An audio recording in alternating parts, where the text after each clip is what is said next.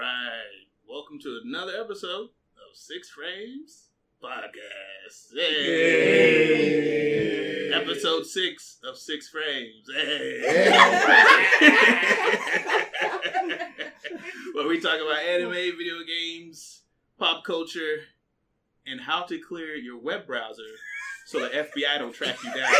I'm going to let Lamp take that one over if he wants to give us some hints and tips. I can. There's a few ways.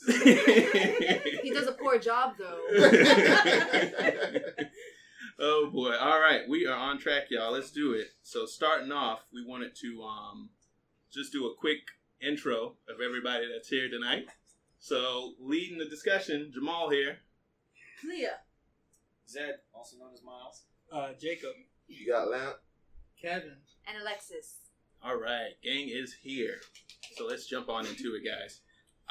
Just a quick catch up on the video game companies fucking up. I know we briefly talked about it during the not so Quickfire. Not so Quickfire. And we just kind of want to follow up and do a little catch up on some of the companies we didn't get to mention, especially Bethesda, because they are just royally fucking up all over the place lately. What they doing? It's Fallout 76. Whoa. Does that entail Fallen God? Yeah, that entail Fallen God. It is, oh my goodness, dude. Between the bugs that they're still dealing with, and what makes it worse is that it's not new bugs. A lot of it is bugs that came from Fallout 4 that's in the same system because they didn't update their engines. So essentially it was like copy, paste, remove the NPCs, create your own story. Nah, that's lazy. That's just half-assing it. They don't have to put all the work into it. And go ahead, Zed, if you want to chime in. There was a lot of copy and paste. I found a website, some guys who do coding. They broke the code down. They found actual code from Skyrim. Another Bethesda game. Right. Not better. But they found it within Fallout. And I was like, wait a minute. No. Fallout and Skyrim are two different things. You got a fantasy world, and then you got a apocalyptic world with mutated creatures. Mm-hmm. That don't mix. Well, they're lazy. I better see a Dragonborn then. They're milking it, and to reflect on what you're saying, I did read something similar to that because they took the same animation from the dragons from Skyrim and applied it to one of the monsters that are that gargoyle. The giant. It's like a giant. It's a new one. It's like a giant bat mutated. Doesn't it look like a gargoyle? It's kind of, sort of, yeah. It's like one of the Night Stalkers. Oh, it was in the trailer at the end. Right, it's in the trailer. If you ever see the cinematic trailer for the game, the live action one, they're all walking to the edge. You see that giant freaking man bat from Batman flying up. Exactly. It's like, what the hell is that? So that creature in the game has the same animation from the dragons back on Skyrim, and we're talking about like Xbox 360, PS3 Skyrim. So, bro, it's awful, dude. And I hate that these people who invested in this game, put down their $60 for essentially a game that's already been out. A reskin. Just rehashed and reskinned, yeah. Alexis, you wanted to throw your hat in on this one? Yeah, Bethesda came out after they heard all the complaints, rightfully so. Mm-hmm. And they were like, oh, no problem. The next patch is coming out, I think, in a week. And then they're going to start releasing a patch a week until January. And they're like, oh, that we're going to do new quests, new events, fixes, updates, bug fixes, new vault opening, faction-based PvP. And I'm like, oh, cool. What should have been in the original release? Like, how are you going to sell us Fallout 4 without the story, without the NPCs, and with the fucking problems? Well, easy, because they made it Fallout 76. It's funny, they're selling you it twice. They're like, hey, we're going to give you the game again. What? And, Go ahead. No, good. Well, and yeah, those people, they paid the $60, but Alex is not here today, but he mentioned briefly that they had the Power Armor edition of the game, which is $200. No. So people bought paid. it. They're like, oh, this sounds like a good idea. I'm in. They bought $200 and it's supposed to come with this bag. A canvas bag. It's a supposed to come with a canvas bag And a helmet. but I'm gonna talk about the bag real quick. The bag was supposed to be made out of this very expensive material. It looked really nice in the advertisement. The people received it, and it was a nylon bag. Oh my god! You know how they give you those free bags when you go to college tours, and it has the name of the school on the bag. And That was what they a got. lot like this one I got here on the floor. Y'all can't see it, but it's pretty cheaply made. So that's what they got. People complained, right? And then this guy from the support team at Bethesda went to Reddit, and he was like, "Oh, yeah, we hear ya. We're not going to do anything about it. Yeah, cool. I just gave you $200, but fuck you." You know? Go ahead, Zed. Again, with the price, the one thing that really pissed me off was, like you said, week 1, they paid full price for this thing. Week 2, they drop over 30% of the price. People coming back the next week going, "Yo, what the fuck? I paid $60, and now you're telling me if I just waited a week, I could get a discount?" Yeah. I don't care. It's Black Friday. Well, they waited a week, but it's mostly because the game fucked up. Yeah, I know, but they did the deal on Black Friday.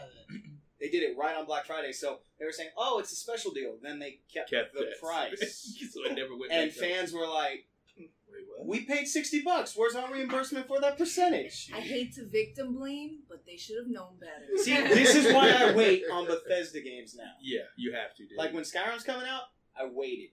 I waited a full week. When Fallout 4 came out, I waited a good month. Exactly. See, and it's because of that, and to kind of add on to that whole getting that canvas bag with the helmet and thing. One of the articles I came across was saying that what they tried to spin it was like they did give those original canvas bags out, but it only went to certain people, and by certain people I mean the YouTubers who have like the millions of followers. They got the authentic bags, while everybody else got the shitty nylon bags. And so now Bethesda's like, "Look, we hear your complaints. We're sorry. We fucked up with the game. We did this, that, and the third. We got all these patches coming out, and we're gonna give you 500. I think it's like 500 caps or credits or something in the game to go with it. Just so y'all know, that equals up to like $5. That is nothing. Yeah, it was the 500 atoms. Yeah, the 500 atoms. That's what it is, and that's like $5 if you were to purchase those atoms. So it's 5 caps. So yeah, it's $5. But you know the funny part too, the make believe bag in the games. You know the bag that they were giving out that was made like shit. The bag in the game is 700 atoms. So with the 500 atoms that they're giving people, they can't even buy the bag in the game. So it's still a middle finger to the fans. Big fuck you. Because I'm pretty sure they already done spent this money and invested it, because they done, who knows what they got going on behind scenes, you know? And so I think that's why they're fighting it so hard. Like, look, we can't give you a refund. We'll do the best we can to fix this.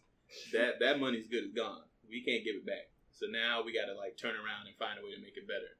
So if anybody is interested in buying this game, just wait till like next year sometime, once all these patches come out, and then revisit it again to see if it's worth playing. No, wait for the classic collection. Right, with the 10 blocks that it comes in. Go ahead, Jacob. Every single time I hear the word patches, I'm thinking the gamers are actually ripping out patches of their hair because of this game. And they should be. You know, I don't blame them for doing that. And I know one of the newer patches that is supposed to be coming out pretty soon. I think it's supposed to be up to like 100 gigabytes. It's a huge. It's like you're just downloading the game all over again, which is what it should have been in the first place. Just buy Red Dead. Just buy Red Dead. Save yourself some trouble, kids. Save that for later. Don't even bother. Wait till like February of 2019 after they've done all their patches and their little fixes. Past that. And yeah, I mean, I'm just saying, and then see if you still want to be bothered with it. And you know how you can tell when a game is doing shitty is when they release the game to go out with the console. Because EA is infamous for that. They always throw away their Battlefields and Call of Duty games with the Xbox One. And now they're doing it with Fallout 76. You get a console, you get the game with it. Hey, win-win. Which I almost did, thank God. I did not. Did you want to add something to that, Lamp? I'm just so, like, you don't see it, but, like, my jaw is hitting the how floor. Stupid can they be? Like, you guys paid $60 for a half-ass college student game with absolutely no content, and people paid $200 for Walmart prices. And then it makes me upset because this is our time. This is going to be happening a lot. Yeah. Until we do something about it, it's going to be going on forever. And then, I'm not trying to take the spotlight out of Fallout, but then you got Smash coming out, $60, and they have like all this music track, all this content for $60. And it's like, come on. Come on. But you know what it is, though? Is that Bethesda has gotten away with it before. Yep. They got away with it with Oblivion. Yep. They got away with it in Skyrim. Yep. And now they're trying it again now. Ain't gonna happen. So it's the consumer's fault. Yeah. Yes or no? It is. Yeah. Yes and no. Yes and no. Because they keep falling for it. And Bethesda keeps getting away with it. And nobody's doing anything about it. That's sad. Going back to the $200 Power Armor that people are actually spending literal money for. Yeah. I could use that money to, pay my bills. Because it's the first of the month, boy. You know who else can use that money to pay the bills? Bethesda. They pay their bills. No, they're paying lawyer fees. What do you mean? They're lawyer, they're right. They try to keep those class action lawsuits from filing up on them, where everybody who's trying to sign that big old petition that they got going around. Clea, you want to throw in on this? Yeah, I read somewhere in an article that apparently they didn't have enough money to get the canvas bags, but I don't know how that works. But shouldn't you tell that to the people before you send it? That's called being. That's false advertisement, It's right? being Yes. Responsible with the consumer. Exactly. Right. I mean, they should have offered something else. I mean, again, I don't know how that works, but offer something else, or maybe later on down the road. That's a responsible way of doing it. Right. That's But they are slick. They're acting slick right now. So they are very. So they're like, yo, Shady these shit. people already buying our shit. Who cares? We can sell them anything. Hey, we promise you a bag. Wink. Exactly what they did. Wink, wink. We promised them this bag. Yeah, they being slit Rick. You have to read the fine print. Probably the fine print says, "Oh, you don't actually get the bag advertised." No one's gonna know. Right, no one's gonna know. But even still, I mean, if they would at least put that, then you'd be like, all right, you knew what you was getting into. That's what they should have done. But they didn't even bother to do that. That's the thing. It was like, this is what you'll get. Look at this awesome, high quality merchandise. And you open the box and you get that little made in Taiwan sticker on the side and the shit falling apart. And you're like, what is this? These? Like when you order the Jordans online. You're like, these ain't the shoes I went. What the fuck is this? You gave me Shaqs. Hey, pause that. We talking about dog shoes? Oh, yeah. It's like IGN when they got the Pep Boys from the Pep, and they were sucking Bethesda's dick because they're like, we got this game. You better buy the game. It's 10 out of 10, 9 out of 9. Right, all the high ratings so you can invest all your monies, all your little piggy bank change. Oh my goodness. Anything else we want to bash on Bethesda? I just want to say we can go on forever. We could. I can't wait till E3 if they decide to show their faces or not. Boy. That's gonna be the highlight. Maybe they'll come out there like Blizzard and announce a mobile app game. Do you not have phones? Do you not have phones? Or announce Skyrim on the refrigerator. Y'all don't got a fridge? What's up, Zed? Back to what Alexa said about how I'm one of them. Fall for it. You see, and this is why I hate E3. I love and hate it. I love the trailers. I love the gameplay, and that's how they get us. They show us the gameplay, and it's like, oh, it's amazing. There's no bugs. There's nothing, and then you get it, and you start. For instance, when I played Skyrim on the 360, I get out, I see the main dragon fly over me, spinning in circles. He's flying.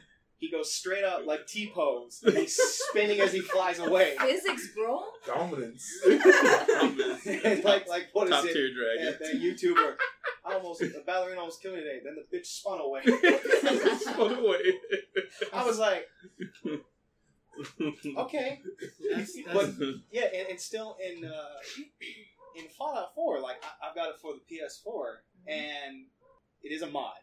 But you see stuff that like happens, and sometimes the modding community helps with the game. There was an instant where I downloaded this mod where you could shoot a limb off and the character doesn't die. So I shot this one guy's arm off, and you just see the like ghost, like I guess you would say like the frame of it, and it was just floating there. And I was like, what the? I was able to pick the body up with it. Meanwhile, the arm's moving with it. I was just like, that doesn't make sense. And then with non-mods, I took a face mask off, and my face just turned the color of the face mask. so my character's like this white Caucasian, big bearded dude, and then I had this brown face mask. So the only part of my whole front part of my face, my hands are white. The whole I can strip him naked. He's all white. His face is all brown. I'm like, boy, I better change this quick. I'm not blackface. But because you got too black. I'm like, Bethesda, picture mods. You forgot what? That's three. Okay. All right. I think we're done beating up Bethesda. Round 12. And then just real quick to kind of, you want to add in on that, Kevin? No, I'm just saying that like from loot boxes to that's next what I was going to fall into. That gives all people that are making games the liberty to make unfinished games and give you the game right now. Yeah, because they're pushing it. We need it out. We need to sell it. And the developers are like, all right, here it is. And then the studios, bam, throw it out the door. Here it is, y'all, buy it. We'll fix it later. And as long as people keep buying it, they're going to keep getting away with it. Yeah, man. And then, so to kind of pull away from Bethesda a little bit, but to still add on to the companies messing up, I was just going to quick update on like the whole loot box thing. And like over in Belgium, it's like a legit like lawsuit going on between Overwatch, Blizzard, and then EA with FIFA 18 because they have that whole loot box system. And over there, the laws are a lot more stricter when it comes to gambling because in essence, that's what you're doing. You pay for this loot box, you get an item, it's randomized, you don't know what you're getting, so it's a luck of the draw, which is pretty much what gambling is, right? It's all about luck. You don't know how it's going to turn out. 21. Yep, you pay to play, right? Yep. And so, and with minors being involved too that buy these games, that makes it even worse. So they got this whole thing going on, and they get faced up anywhere to 5 to 10 years in prison. So now they have to, now they're forcing EA and Blizzard to pull loot boxes from their games if they're going to release them in Belgium.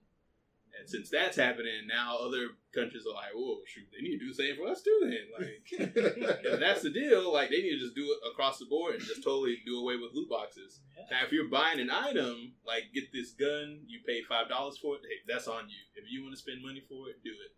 But don't like sell me an empty box and I open it and I'm getting goddamn voice lines when I wanted like a rare outfit. Oh, there go my money. Try again. Japanese toy mystery boxes are they give you more stuff than these loot boxes. Yeah, dude, it's crazy all across the board. Companies are getting away with it, man, and I think now people are starting to like wake up to it and realizing like this is bullshit. We can't just keep throwing these folks money because we like their games and they just give us ass in the end. Yeah, even if we earned them, it's still like they give you shit. Yeah, even if you play the game to win the loot box, it's still ass. Like you're not getting what you thought you would get or what you think you should deserve for playing hours and hours on end, right? Yeah. You wanted to add on? Yeah. After the FTC said that they were going to investigate the loot boxes, Valve came out with a new game called Artifact. Yeah, it's a digital collectible card game. Oh boy, you know how that goes. Supposedly the game's really good. Plays well. Sure. It's nice, good, well made. Of course, Valve. Okay. So, you know, in like card games, you get new cards by playing well. You don't here. You have to pay. You have to pay to get new cards. The door's right there. Is there like tell that to Valve. They can get out. Okay, Valve, the door's right there. Yeah, so they've been getting a lot of heat for that. Yeah, they're on the chopping block too. They're on the chopping block. Gabe, what the hell? Exactly. Gabe, you stop. Yeah. Oh, there's no way to get cards in the game unless you have to buy. So buy new do you cards. start with like a? They give you I believe, it's like a 12 5-pack or a 12 pack. They give you cards. So it's not even a deck. They just give you a pack of cards. They give you a pack. It's not a complete deck. It's not a just complete whatever. deck. Just give you cards. It's something to start off with, but if you want to continue in the game, you need new cards. And so you have to keep buying. It's like Magic or what's that other one? Hearthstone. Yeah, Hearthstone. But in those you play, you know, you get new cards. You earn cards. And you can earn cards from playing the game. They didn't do it like this. But okay, so the question is it free to play? No, it's $20. What the fuck? It's $20. It's $20. The game, the base game. The base game is $20. So you're starting off paying $20. The base game is $20. And how much is a pack? I think it's $5 for 5 cards. $1 a card? I'm paying $1 a card? Something like that. I'd rather just buy real cards. It makes no sense.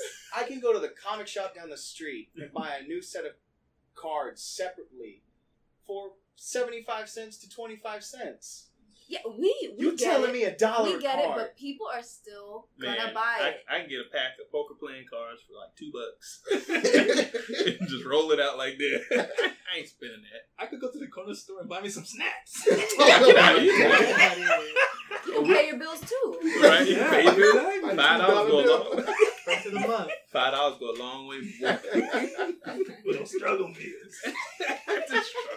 Noodles and noodles. Right? You know how many packs of ramen I can get with them $5? They tripping. Go to Big Lots, 20-pack of ramen, 1 deck of cards. 20-pack of ramen, 5 deck of cards. Right. I'm gonna go with the ramen. It hurts more because it's not free to play. No. And it's that you initially start off with $20, giving them $20 to play this game, and then they tell you to put in more money just to get cards to play the game. So what you're saying, this is a pyramid scheme. Pretty much. Yeah. You play a Yu-Gi-Oh card game and it gives you all the cards. You can make whatever deck you want. Mm-hmm. You don't have to buy anything.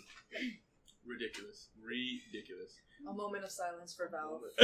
No, they don't get that. They don't get that. They all dead. get paid. They are dead. They're up there on the gallows, and then you see EA looking at them. First time, huh? Join me, Shelly. Right? You see Valve and Blizzard and Bethesda right there waiting for EA to finish his turn getting hung, and then crazy For the fourth time. For the fourth time, right? That's goodness, too much. Anything else? We're gonna wrap that one up. We're good. Yeah, just don't buy any more of those games. Just be cautious. Read, folks. Know what these companies are giving you. And my motto is I barely ever pre-order anything now because of this whole fiasco.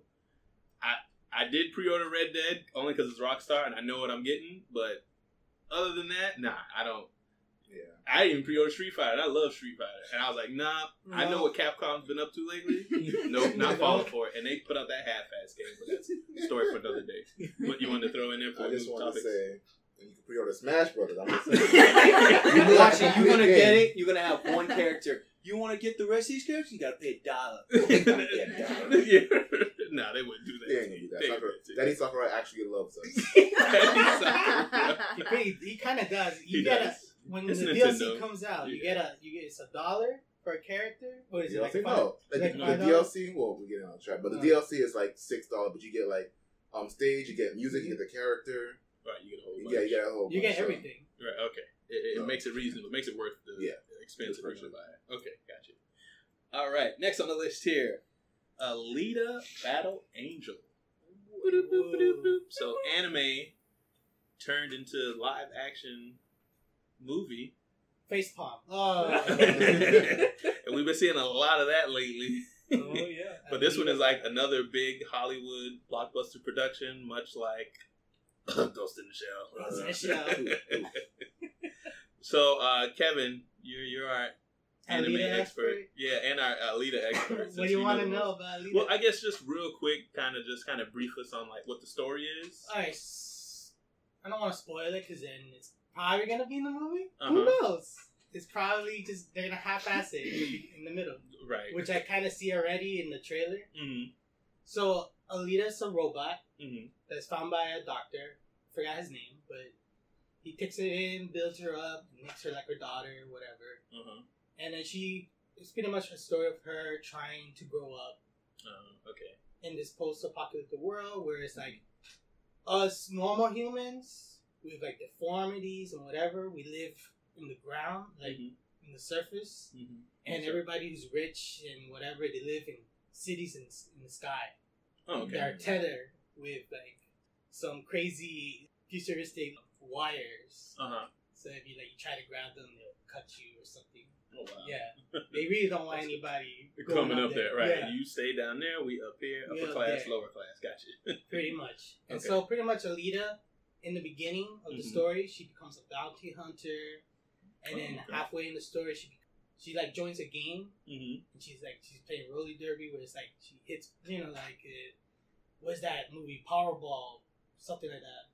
With the chicks on the rollerblades. Yeah, yeah. And they like run each other. And they run each other. Okay, I gotcha. Yeah, so it's pretty much like that, where like the game's pretty much kill the other person and you score. Okay, gotcha. And then the other third act is pretty much learning herself and like what she was made for, what she was made of. Her original creators. And because she was thrown away from the city, the sky. Yeah. So that's pretty much Alita. Okay. It's just this adventure of her discovering herself. Okay. And so you have the doctor who, look, minor spoilers if you've never seen this character before, but he's part of the sky. He's part of the people in the sky. Okay, he's part of the folks. Okay. Yeah. So he knows a lot of things that's going on with Alita, but he doesn't want to tell her because he kind of doesn't like the people in the sky. Gotcha. So he wants her to kind of carry out whatever her path is going to lead her, and eventually she'll discover all the answers she's searching for. Okay. So very cool. So all of that, how are you going to do that in a movie? Well, Hollywood magic. We just gonna hit you with the fight scenes and give you all the cool effects and just kind of throw a story together in the mix and bam. Distract you. Anime. They change timelines because that's like years. Right, yeah. From what it does, sounds like, it sounds like yeah. years and years of her just going through this. Yeah, so and, it's... oh my goodness. So I don't know how they're going to do this movie. I don't know how either. But like, for this point, just what's your reaction? What do you guys feel about the movie? From the trailer, right? Yeah. From the trailer. You wanna start us off, Clea? Go ahead. Let's do it. Yeah. I mean, I saw like some of the manga drawings and then like the anime movie. Yeah, the OVA. Yeah, which it covers like the beginning part. Yeah, that So one. if anybody wants to know about Alita and they want to read it, they could watch the OVA. It's pretty old. They can find it on YouTube. Okay. You can't find it on DVD because that's out of print. Gotcha. Yeah, I saw that and then I went back and I saw the trailer. I'm like, okay, this looks kind of interesting, but then like I'm looking at this girl's face and I noticed something very interesting. She has some big eyes. She does have some big old eyes. I can understand why they can kind of get away with it because she's an android. Right. Yeah. But at the same time, it's like, what? It looks kind of strange. But is that the reason? Because she's an android? Is that why they give her big eyes? That's what I thought. It's better to see you with, my dear. It's the director's design choice. What's his name? He directed Once Upon a Time. Is it Cameron? No. Wait. The one who directed Once Upon a Time in Mexico. Robert Rodriguez. Robert Rodriguez. And who else? And I think James Cameron, because he bought the rights for it. He wanted to make a movie out of the anime movie. Oh, okay. Not the manga, the anime movie. Yeah. And I don't know, it's just a design choice. They're like, maybe make her anime because she's a robot, who cares? Probably, just make her believable. It's funny because like when like the trailer came out, like the only thing I kept seeing is like people's reaction to her eyes. They were like, "What is this?" Because they try to model her after the character, the original character. Yeah, I understand that. But it just you don't have to. Yeah. You just don't have to, but they did it anyway. So. But in the anime or in the manga, does she look different from a human being? No, she actually looks normal. So they shouldn't have. It's just anime. She's just like anime. She's just an anime girl. Yeah. But she looks normal in the context of the world she lives in. Right. Okay. Of course, the cyborgs are ridiculous and they look creepy as hell and crazy and stuff. But she's normal. But they just, I don't know. They want to make her look more Japanese. Anime? Yeah, I guess so. I think they went for like the manga style, the big eyes. The big eyes, I guess. But why give her the features but nobody else has the feature? Again, I think that's what makes it look weird because you're like, all right, she got the big eyes, but nobody else got these freaky doll eyes. Yeah, she's just out of place. Yeah, that's what it looks like, right? Yeah, out of place, and that's what's the problem when that first trailer came out some years ago. Right. It was like, man, she's out of place. I saw that trailer. You were like, what the hell? Exactly. I was like, what the hell is this? You don't have to do this. You don't, but whatever. They want to push the limits with CGI. Yeah, because after this trailer, I guess I got used to it. I guess what they're doing is sending trailers until you get used to the eyes. Right. Yeah, they want you to saturate you with it, so you see it so many times that you're okay with it. Yeah, exactly. Go ahead. Yeah. I saw the trailer and the eyes caught me off guard, bro. Like, bro, those eyes, man. I was like trying to do something, like trying to draw, and I had the trailer on. Mm-hmm. I saw her eyes. I immediately stopped what I was doing, and I just wanted to pray. I was like, God, I don't want no one else watching me. They said you. You're staring deep inside my soul, bro. Like, yo, I don't need that right now. But also the trailer, the aesthetics, the design choices. Right. Okay. I mean, I like the CGI. Right. But it just feels out of place. Like, again, out of place. That's the word of the day. The theme, the topic of the day. Out of place because she doesn't fit. Yeah, everything looks fine, but it's just like you see this person with these huge eyes, and you're like, what? What? He's trying to see into the future. What? Good. It didn't really bother me at first, I guess, because I don't know. She was out of place, but she's an android, so I was like, oh, maybe that's why. But now that Kevin's showing me the pictures, and she does fit into her world the way she is, it's kind of a weird choice. Yeah. But I don't know. I don't think it's gonna bother me too much. I thought the trailer. I don't know anything about the anime, obviously, but the trailer looked badass to me. Yeah. It looks cool. I like there was a part in the trailer where the cyborg grabbed her by the throat, and she looked at him, and she's like, bitch. And she just grabbed him back and like sucker punched him into a table, and I was like, yes. Yeah, that's my movie. Yeah, the CGI does look very boss. It looks awesome. I mean, we're in the era now where like CGI is like, this is it. A lot of movies going forward are gonna have a ton of great CGI. There's a lot of great companies out there. So yeah, for me, from watching the trailer, same thing. I saw it. I was like, this looks crazy. This whole like, I'm a sucker for anything that's like post-apocalyptic anyway. So I mean, I'm for it, and I think what I'm gonna do is I'm just gonna hold off on not like reading any manga or watching the OVA. Yeah, because I don't want to go in it knowing, because that's what ruins those anime adaptation movies a lot for me anyways. That is true. When I know the anime and I know the background stories and the characters and the full length of it, and then I watch the movie and I'm like, it's ass. What are you doing? That's why it's already ruined. Yeah, see, for you it's ruined, Kevin, because you know about it. You read it, you saw it, so you know the deal. Yeah. So I'm going to hold off because I just want to see it from the just a normal average Joe's perspective who don't know anything about it. Hopefully, if people do watch this, hopefully they go to see the original and read it. Right, they want to go back and check it out. Because it's pretty short. Yeah, it's a silent story. It's pretty short. It's the new, like they have the new books, so it's like 3 books in one. Mm-hmm. So it's pretty much covers all of it. So it's pretty like 4 books. 4 books, okay. Yeah, so 4 books because the series came out, I think, in 99. Yeah, okay. We'll fact check that. Let's see real quick. From 99 from 1995.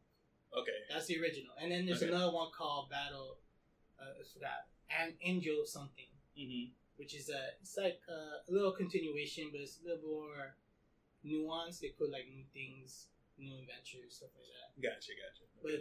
But the manga is just beautiful. Like the art and the it's details. well drawn. Yeah. As the way the creator he frames a lot of the shots for her. Okay. It looks so dope. Like I hope people read it. Yeah, maybe that's my hope for this is that they read the series because it doesn't really have nobody gives it a lot of attention. Mm-hmm. But it's not a well-known anime. It's not well known, but series. like James Cameron knows this thing, right? James Cameron and who else? Another famous director. Rodriguez. No. Robert Rodriguez, of course, but Spielberg. Okay. He knows this series too. But I just want people to read it. If they watch this movie and they're like, oh, you know what, I kind of like it. I don't know how it's gonna be because the way the trailer is, they're gonna cover so many her story, her history, in a 2-hour movie, which is crazy. It should be like its own trilogy. Yeah, from what it sounds like, they should definitely do more than just this one movie. But yeah, we'll have to wait and see when it comes out. Yeah. As always, we'll follow up on it. My boy Christopher Waltz is in it, so That's true. yeah, he's gonna be playing the Doctor, so I'm looking forward to that. So, anybody else want to kind of chime in on Alita? Bobita, banana. No. All right. All right, let's keep it rolling. Wreck-It Ralph 2. Ralph Breaks the Internet. How do we feel about this movie? We just watched it. You guys just watched it. Me and Alexis seen it. And I didn't watch it. Alright, so I guess we'll be Get ready for those spoilers. Alright, who wants to lead this one? Who wants to start us off? Lamp, you want to just dive into it? Tell us how you feel about Wreck-It Ralph 2. Your review on it? Friend. The movie was...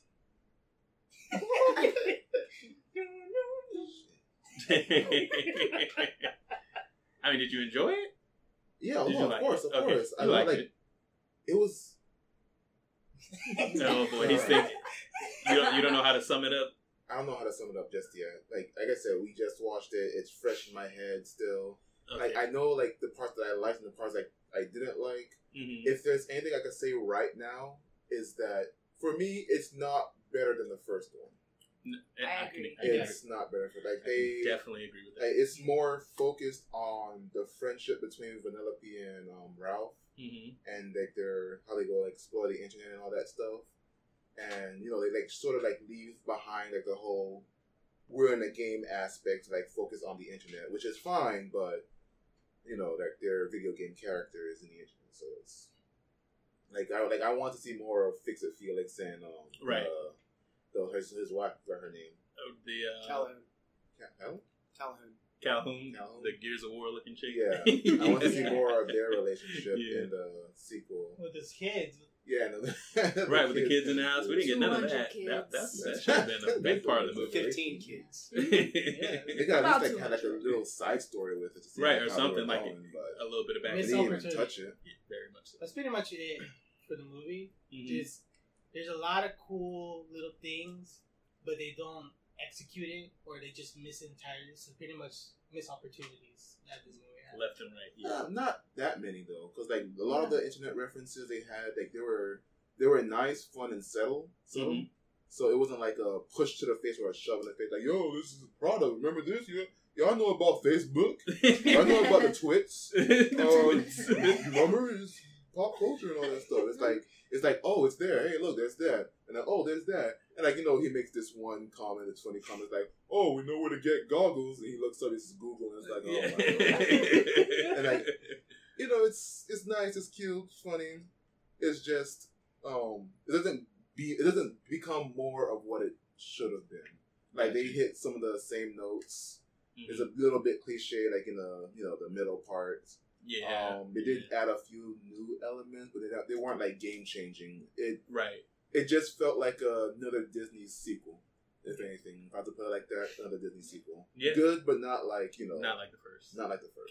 Can't hold like the first. what I was gonna say, I mean, I didn't watch the movie, but like from my impression, like from the trailers and the clips that they gave out, it didn't seem, like you said, the product wasn't in your face. Like there was a lot going on, but it meshed well. It kind of more presented itself as if, it's in the world, not here. We're gonna focus on that and just push the characters away. You know what I mean? Yeah. At least that's my impression, and I like the whole idea of the internet being busy and all this stuff going on because. In a way, that's what the internet is. Extremely busy and a lot of companies meshing together and all that stuff. So I like that. All right. Itis. Yeah, I thought, I like the movie. I thought it's different from the first one, and the first one is better. But on its own, I think they did a good job. I thought the way they portrayed the internet was very clever. Yep. Yeah. It had a lot going on. I like the little pop-ups. Yeah. It was I don't know, it was a fun movie. I liked seeing Vanellope and Ralph together in a different setting. I like that Vanellope was brought into GTA 6 Apocalypse. And they actually kept her, and that was funny. That was funny. I called it GTA Mad Max. Mad Max. That's exactly what it was. GTA Mad Max. That was a cool game, Slaughter Race. Yeah, Slaughter Race was that was cool. Yeah. It's just funny that they actually kept Vanellope there. She's like this cute little girl, and all these people are like super hardcore. Yeah. She's a crusty. DLC character. She is a DLC. But the best part of the movie was the Disney princesses. Oh yes. I was gonna talk about that. Awesome. Hands down. It was great. Yeah, that was the best. But I do have a better my favorite part of the movie, but it's spoilers, and it's like a big part of the movie, and it's a spoiler. But that's my favorite part of the movie. Oh, okay. You're gonna say, okay. I'm not gonna spoil it. It's really important. It's really when important. they do this. It's really important for Ralph's character. Like you see it in the beginning, they obviously show it to you, and then you see it progress over time. You understand. Oh, that's the route they're taking with the roles of Penelope and Ralph. Mm-hmm. And then over time it continues to build and build, and you're like, oh, okay, I see it. Then when they actually happen, you're like, yo, that's deep. That's cool. And after it's all resolved, you're like, yeah, I felt that. Oh, good. Okay. So that's without saying too much, I get what you're saying. Exactly. Jacob, you wanted to I saw the movie. Oh man. Where do I even begin? Well, we got time. What was your favorite scene in the movie? Without spoiling. Without spoiling, bro, it's too hard, man. I love every single moment of the movie. Some parts were kind of emotional, and some parts were kind of like really action packed. Like Penelope, that's how you pronounce her name. She's going around and the slaughter race and just driving that souped up car, doing those drifts. She went straight Fast and Furious. She did. Drifted. They borrowed from Gincana 7, so for most of everybody who knows about Gincana from Ken Block, they stole it from like the race series. It's like stunt racing. Okay, that's the video. And they stole a lot of the scenes, like when she does donuts, the drift, in the train scene. Well, I'm just saying. Reference. They use heavy reference. They use heavy reference from that video. So. No, but it was pretty cool. In the theater I went to, the surround sound made me you get into it. You really get into it. It was like surround sound and like even every little rumble, every little sound that they made, you felt it underneath your seats. You felt it everywhere. Like, the scoring was like excellent for the film. Definitely immersive with that. And also, I also paid attention to the character expressions. They were really expressive. Oh yeah. Man. Disney animation. I mean, they're holding the title when it comes to that. Because if there's one thing you don't have to worry about is quality of animation when it comes to those Disney films. They got it. They just got it, dude. So without even having to go in depth with it, it's going to be good. So it's like, all right, we know the animation's good, the quality's good. Let's set that to the side. What can we talk about when it comes to these movies? And for me, for the film, I mean, I liked it. I enjoyed it. Again, I thought the first one was a lot better because I think what I enjoyed about the first one compared to this one is just the different characters that they introduced and the stories they brought with them. and you kind of, followed that throughout the film. When this one, we kind of already got that in the last movie, so now it's just, Ralph and Vanellope and their bond together and how they're developing over the time period.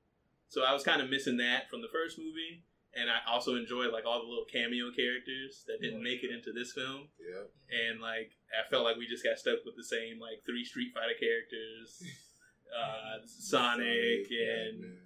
I think there was a Diablo character in there, and whoever else they had in the background wandering. So, if I had a favorite scene out of the film, definitely the Disney princesses. They were great. That whole little bit with them in it was hilarious. All the way through. And the little Star Wars reference for anybody who caught that. Yeah, I got that. When they were searching for, yeah, that was straight out of the Star Wars movies. And the virus whole scenario. That was cool. That was cool. And the shady characters that they go to meet. The little guy with the skinny arm. Let me tell you this. Every time he came on screen, I was like... I was scared. He was adorably creepy. Because of the eyes, but then you see the little arm come out, and it's like super long, and he grabs it. Yo, what is this thing? He's like, it just comes out of nowhere. He just pops up whenever he calls his name. He was great. That was my favorite part. The shady. I like how they showed the dark net, because with all the good stuff and all the people, Google and internet and eBay, and you go to the Disney Channel website to see the princesses. Like, don't forget, this is the internet, so there's a lot of bad stuff to come with it. That incognito. Exactly. When you're on there searching for things you shouldn't be searching for. We're all wearing the same hoodies and the same sunglasses. That's what made me laugh. Yeah, that part was great. I like how they showed the whole dark web. What's up, Jacob? I also want to add in that Wreck-It Ralph 2 showed the best representation of the internet and animation, film, and every type of film out there right now. Because, people have trouble trying to showcase the internet in movies. Oftentimes they kind of like delve into, like, how we like to text message, and then they try to showcase that on screen, just via like a graphic or a graphic animation of how people go text back and forth. Yeah. It's kind of hard to do that in terms of animation. I know they nailed it to the T. The avatars. The avatar characters. That was great. Yeah, each avatar represented somebody's computer, so it kind of looked like them. Yeah. And I guess that was their, coding for going through the internet. Yeah. Which in most movies, they just give you a bunch of ones and zeros and like the Matrix scenario thing for the net and all that. And you saw Stan Lee's cameo? That was great. That was awesome. Stan the man. He was in it. It was awesome. Good. It was good. Saw a little cute little avatar. I do want to say one thing. Go ahead. I want to fight you, Jacob. Hold on now. Alright. First of all, you haven't seen Summer Wars? Yeah, I've seen. I can't come on that. I can't come on. Okay. Alright, come on. Alright. That's more like video games.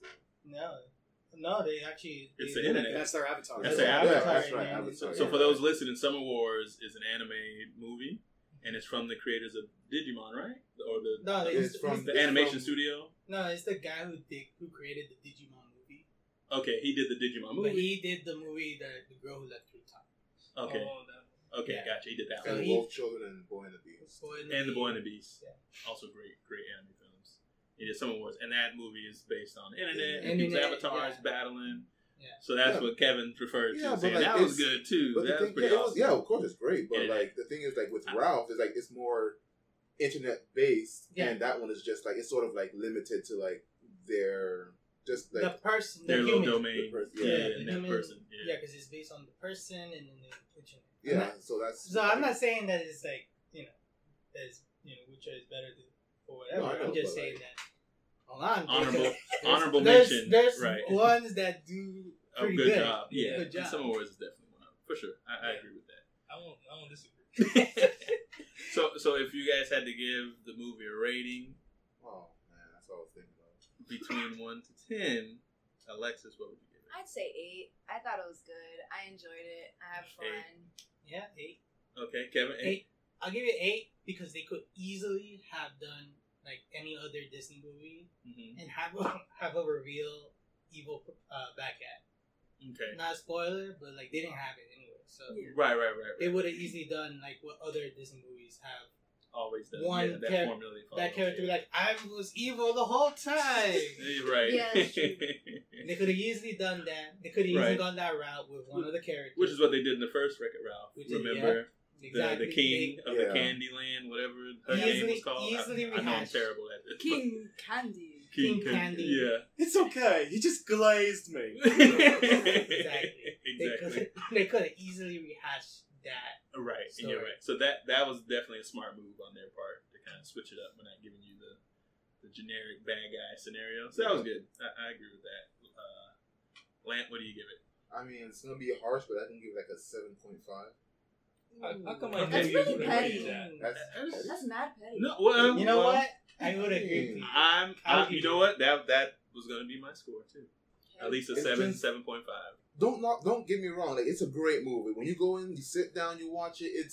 You're gonna laugh and smile throughout the whole thing. And and that's fine. Like for a personal review, like for a personal opinion, I give this movie an easy 9 personally. But if I had to actually rate it, right, for just break it general down. view of how everything rolls, how everything works, a 7.5 is like the best that it can do. It's great, but it doesn't. It just doesn't wow you. Yeah, it doesn't really wow me. It's just like it just hits. It hits like what you expect it to hit.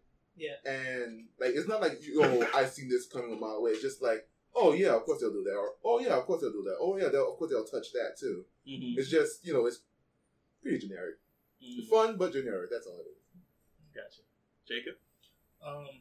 Well now, I give it an 8. I agree with Alexa because it was just so memorable. I loved everything about it, and even though the story is kind of like they could have did more with it, the whole experience it warms my heart. I will tell you this. I give it an 8.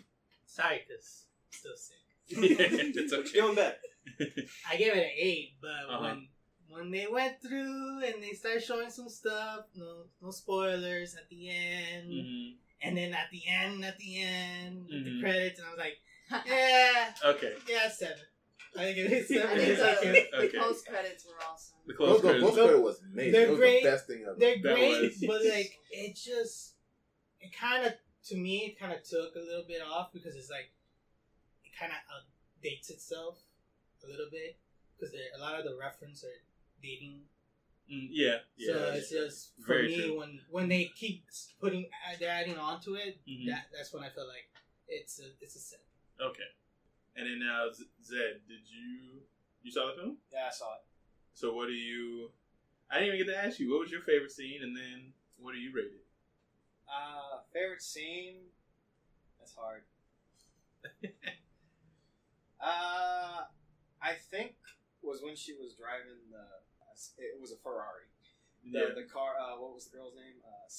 Shank. Yeah, Shank. And my favorite. I had 2 favorite parts, and it was both in that racing game. It was when she stole Shank's car, and later when she gets a Lotus and she's racing Shank.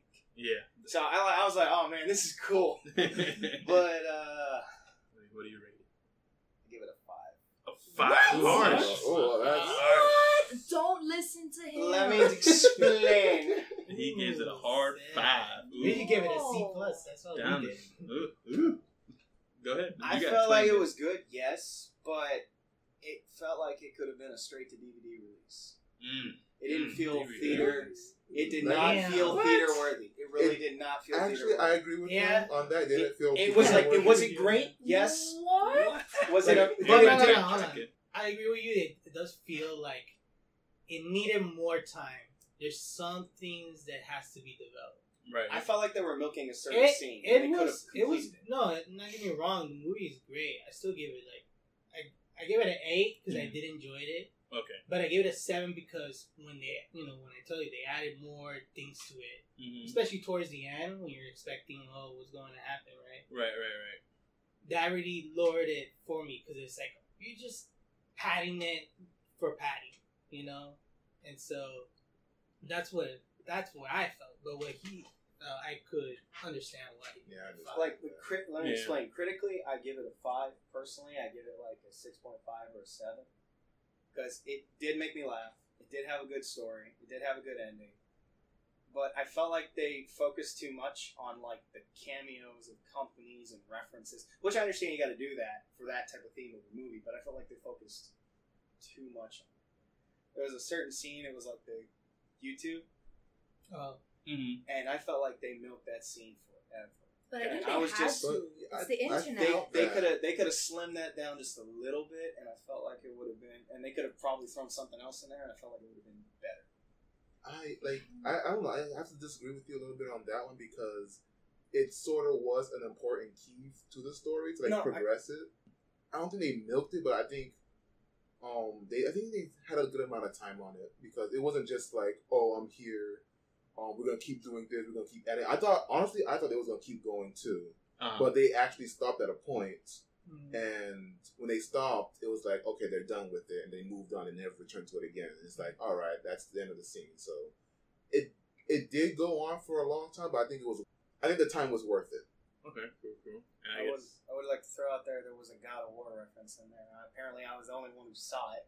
Oh, man, we were sitting close, bro. Everything was flying. I was like, no, it's funny. I'm sitting in the middle between these two, and I'm like, yo, you see that reference? No, I didn't see it. You see that reference? No, I didn't see that. I was like, yo, there's God of War. What? Where? It's gone now. Too much happening. There's a lot of Easter eggs to catch. Yeah. And that's the reason why and again, I will say critically rated that way, because I felt it was, because it distracted me from the actual. But I thought it was like all in the background though. It wasn't. I mean, yeah, there were some references that were in your face, but a lot of it was in the back, and it's the internet. Like it's expected. The scene when they were showing like the giant world of the web, and it's this giant green glow, and then you see this little red dot on this big green thing that says God of War. That distracts me. Your focus of your attention is going to go to that dot, not what they're looking at. Okay. All right. Go ahead, Jake. You know what that means?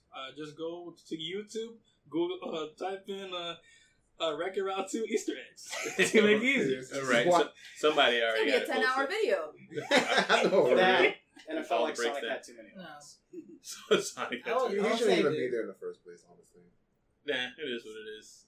Yeah, that and the whole crux towards the end where it's that story about friendship. Right, gotcha. I know you. Yeah, no, she was loving it. She loved it. You would. For me, I would give. I'd give it a solid 7 out of 10. Solid 7 out of 10. It was entertaining. I liked all the little cameos from the Disney princesses. The Star Wars reference was great. The dark web part was great. I just didn't care for the whole dynamic between Ralph and Penelope. And I felt the same. How it was kind of, but when I watch these movies, I also keep in mind that this isn't for me. Yeah, it's for kids. So I understand the important element of them delivering that message, which is good because a lot of movies don't do that anymore. Because I know when we were growing up, there was tons of animations and shows that we would watch that would always deliver some type of educational message towards the end of it. You know, be nice. You know, treat others with respect, you know, that sort of thing. Land before time. Right, land before time. There you go. Just because you're different, don't treat somebody, you know, harshly. You know, we're all the same at the end of the day. So when they were kind of pushing that issue a little bit, I was like, okay, it's for the kids. That's the part. That's the moment where you're like, that's the moment where you're like, oh, this movie's not for me. Right, exactly. And that's what kind of pulled me back and makes me want to give it a 7 because of that. But, you know, still great movie. Take your kids to go see it. I'm sure they'll love it. They'll want all the figures that come out later. You know, spend your cash, parents.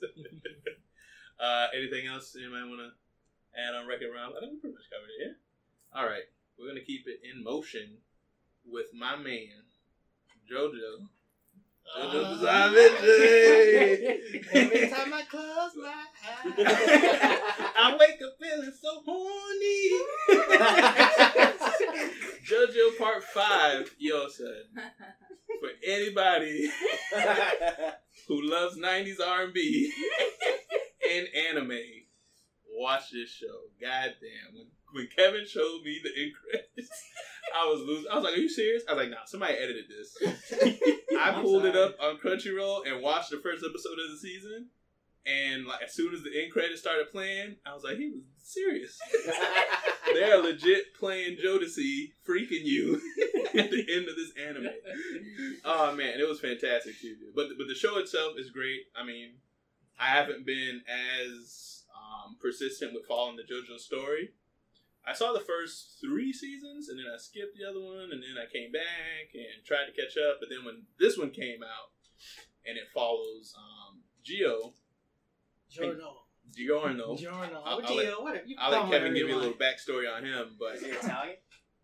Yeah, he's Italian. Okay. Italian Japanese, yeah. And when I started watching, I was like, "This is pretty good. It's pretty interesting." For once, it's not one of the main Joestar family members. It is. But well, yeah, kind of, sort of. It was Dio, and then you got to explain all that crazy, confusing ass shit. I'll do it as simple as I can. Make it simple for the listeners out there. Can you? Yeah, he can. Can. He can describe it. But yeah, I like it. I like the season so far. It's interesting. It's different. I like that it doesn't feel so campy. No offense to the JoJo series, but the themes that they've been going with before. This one's a little different. It's a little bit more adult themed. Yeah, because this is the one they kind of branched out a little bit more, being more adult. Right. Because they're dealing with gangsters. Yeah. So this series, part 5 is about being a gangster. Right. Like a mob boss. Mm-hmm. Mob boss. In Naples. Let's become head capo. Yeah, in Naples, Italy. So there's a setting. It's not in Japan. It doesn't take place in Japan, like in the last one, part 4. So that's pretty much the whole crux. Wait, where's it take place? Naples. Takes Naples, Italy. Oh, okay. Yeah. See, I was thinking Naples, Florida. I was like, what? Boy, ain't no damn Naples, Florida. But so Kevin, just as best as you can, try to describe who Gio is and his bloodline, I guess, and then just real quick, kind of catch those up because we're jumping in 5 and we haven't talked about JoJo before on the podcast yet. So some people may be a little lost. Attempt number 1. Right. Attempt number 1. I got this. Go ahead. All right. So you have JoJo, right? The first JoJo, his name is Jonathan. Yes. Right, and he had an adopted brother named Dio. Dio comes from a family with a father who's a piece of shit. He beats him all the time.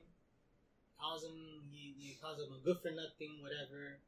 But the thing about him, and the reason why he correlates with Jonathan and his family, which he is the Joestars, that's what they call him, is that Dio's dad saved Jonathan's dad's life. Okay. Right? Saved his life, even though he was trying to steal from him because he thought he was dead. But when he realized he was alive, he was like, "Oh, sir, how are you? Let me save you." And then Jonathan's dad was like, "Oh, thank you for saving my life. I'll do anything for you. Right. Just ask." So after years later, Dio's dad got sick, and he told Dio, "Hey, piece of shit, here's a letter. Give it to the Joestars, and you could live with them. They're rich. Bye." And he dies. He dies, and Dio's like, "Yeah, bitch, I'm glad you're dead." Because he had like a hatred. Yeah, super hatred. You beat him all the damn time. Yeah. And so once he got to live with the Joestars, his whole plan was, I'm gonna find a way to get the son and try to make him disappear so I could take the wealth of the family. Right. So that was his plan going in. So when he went in, he got adopted. He then, started doing some crazy shit. He a wild guy. Kissed his girlfriend. Yeah. Beats him up. Didn't he kill his dog too? Killed his dog. His dog. Yeah. They made him throw his dog into like a furnace and burn alive. Yeah. Dio's. When they want to convey an evil character in anime, they always make them kill the dog. Especially in JoJo, they love killing animals. Like if you see a bad guy in JoJo, they will always show, "Hey, you want to know how evil he is? You like that cat? He's gonna stab that cat with a pencil." Yeah. This sounds like a terrible show. They're trying go to with convey. dogs. You like that dog? That guy's gonna eat the dog's face. Oh hell no. Yeah, just make sure John Wick is not around. Yeah, but that's just a way that, Right, that's how that you- actually loves to show that these people are Heartless. heartless. Yeah, that's how he likes to show them. Yep, exactly. And so anyway, that whole big thing happened, and then something in between Jonathan and Leo, they become friends. Mm-hmm. I'm skipping ahead, but like they became friends, and then but later on they discovered this mask, and this mask gives them powers, and then that's how, in a nutshell, that's how JoJo starts. Right. And so Leo, being the bad guy he is, he got the mask, put it on, and then it turns him into a vampire. It's gonna go even crazier. All right, get ready for the crazy And I'm train. skipping a lot, but I hope I'm looking at Alexis. And she's very lost. Do you see the confusion in my eyes? I can see it. I know, and he's trying to give you the cliff notes. I'm giving the cliff notes because So you can No, imagine. you're giving the cliff notes of the cliff notes, which is another set of cliff notes. which it is because I'm skipping a lot. Anyway, the whole thing is that they got the mask. He got this mask. This is the point part. He got the mask. He used it. He became a vampire because he wants to be immortal. He doesn't want to be powerless. That's the whole part of it. Right. And then from there, he kills. Spoiler, but this freaking thing has been out since from the 80s. Yeah, nah. He killed his dad. Mm-hmm. They destroyed the mansion they lived. Destroyed the mansion. And Jonathan has to fight Dio, and that's the thing. And then they fight. Mm-hmm. He kind of kills Dio, right? But he didn't. He survived. He was ahead because he's a vampire. Right, he's a vampire, so now he's a decapitated head. He decapitated head, and then like Dio and him like squared up again, even though he's ahead. And the boat. They were on a boat. They were going to America. The whole thing gets destroyed, and Jonathan dies. And the only reason why I'm going to focus on Jonathan because he's the catalyst for the whole series. Right. That goes on. So I could just skip. Yeah. So when Jonathan dies, right, with Dio's head with him, which is really funny. That's the last thing you see of them. Right, yeah.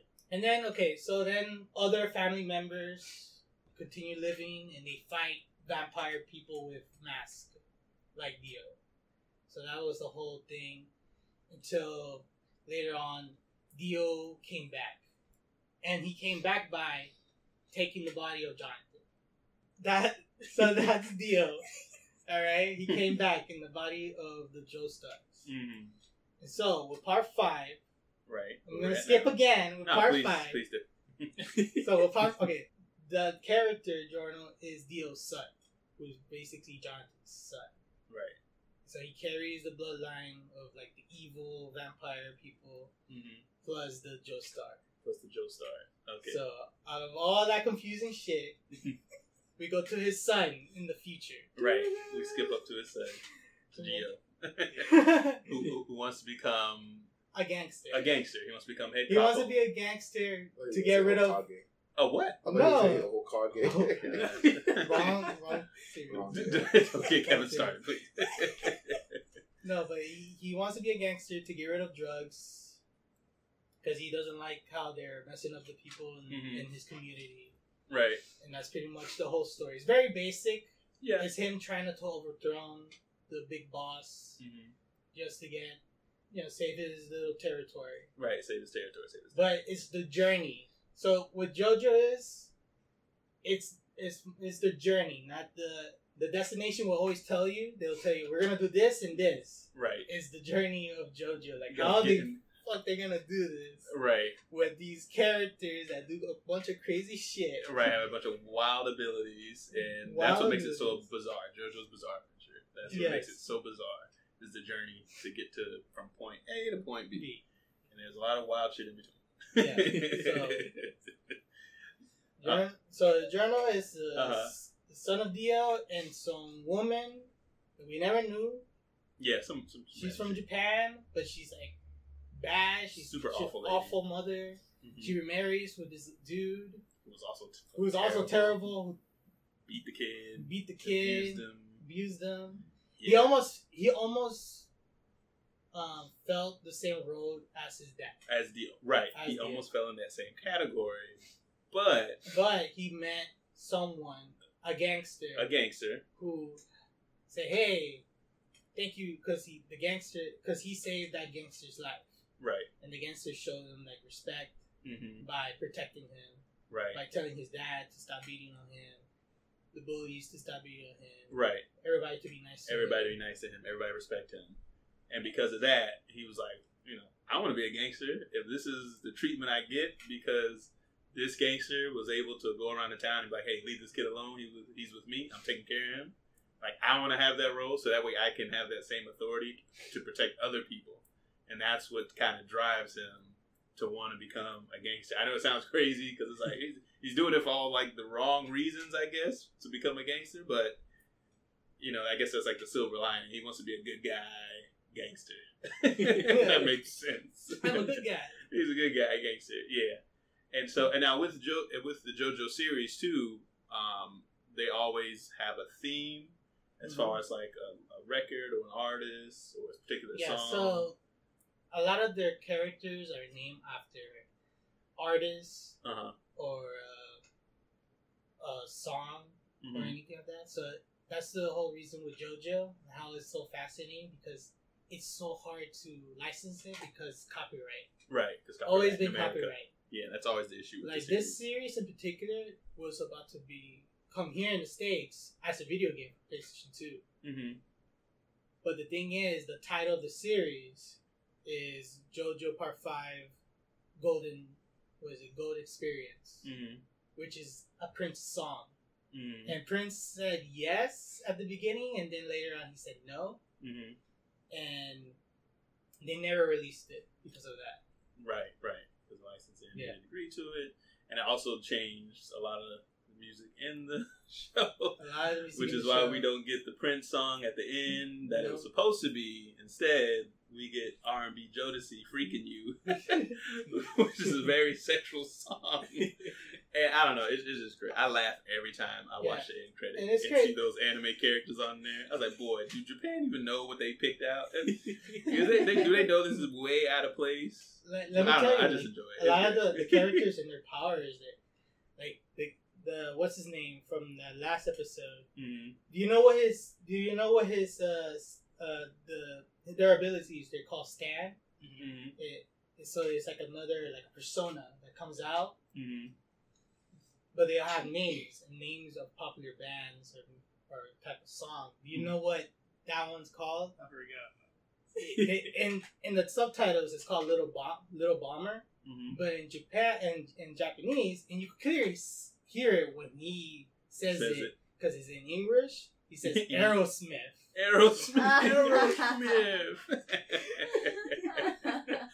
But they said, no, it's a Little Bomber. Because we ain't trying to get sued by Aerosmith over here in the States. like this one, he says Tiny Toes. Mm-hmm. Or is it Tiny Toes?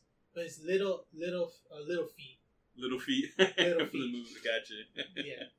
Oh my goodness. Isn't that so? That's funny. The main character, his is obviously Golden Experience. Mm-hmm. And then, little minor spoilers because there's another form that comes out. Okay. It's called Golden Experience Requiem. Requiem. Oh my goodness. And let me tell you about this series. I'm not going to give it away, but just enjoy it. If you're all going to plan watching it, just enjoy it, watching it right now. For what it is, yeah. Because nothing's going to make sense. All the characters are OP. Yeah, very the OP. main character very and the bad guy. I'll tell you the bad guy's stand name is King Crimson. King Crimson? From the band. Mm-hmm. And he has like a move called Epitaph. But I'm not gonna spoil what he does. But for the main character, his powers is bringing things to life. Any matter. Right. Any inanimate object or matter, he can turn it.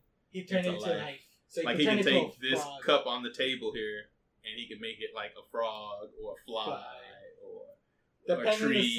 Right, depending on the size of it, usually can, But he cannot control the animals. Well, how they think. He can't control how they think. He can just turn it. And also, please do not try to harm it, because if you try to harm it, it hurts the person that harms it. Yeah, like if I try to smash that fly that he just transformed from my cup, I'm gonna get hit in the face. Very confusing. Well, when I first saw Jojo Part 5, I saw the scenery of Italy. I'm like, okay, and I didn't know. I'm expecting like, it's me, Mario. I'm expecting all of these people, but I love seeing Gio and his abilities, and that caught me like interested, because all the other JoJo series that I caught up with, and I was immersed in too. None of them made me feel more interested in the character than Gio. He has both. He has like the Joestars and Dio all in one. Like they're bloodlines, and that kind of makes me like, oh, okay, you're going a different route. That's the reason why this was the character they wanted to push, because he was a character that wasn't a rehash. Right. Pretty much. Exactly. And I think that's why I like it too, because he's not a rehash. Yeah. He definitely he's comes his in own different. person. Yeah. In terms of like, he's not like following a lineage in a sense. He's writing his own story. And, what's up, Jake? And another thing too, the end credits with Jodeci, you could tell he's a JoJo too. Hey, there is a stand called Jodeci. There is a stand, and this one particular, Biggie Smalls. Oh, for real? Okay, there's a stand called Biggie Smalls. That's what's up. Alright. Notorious.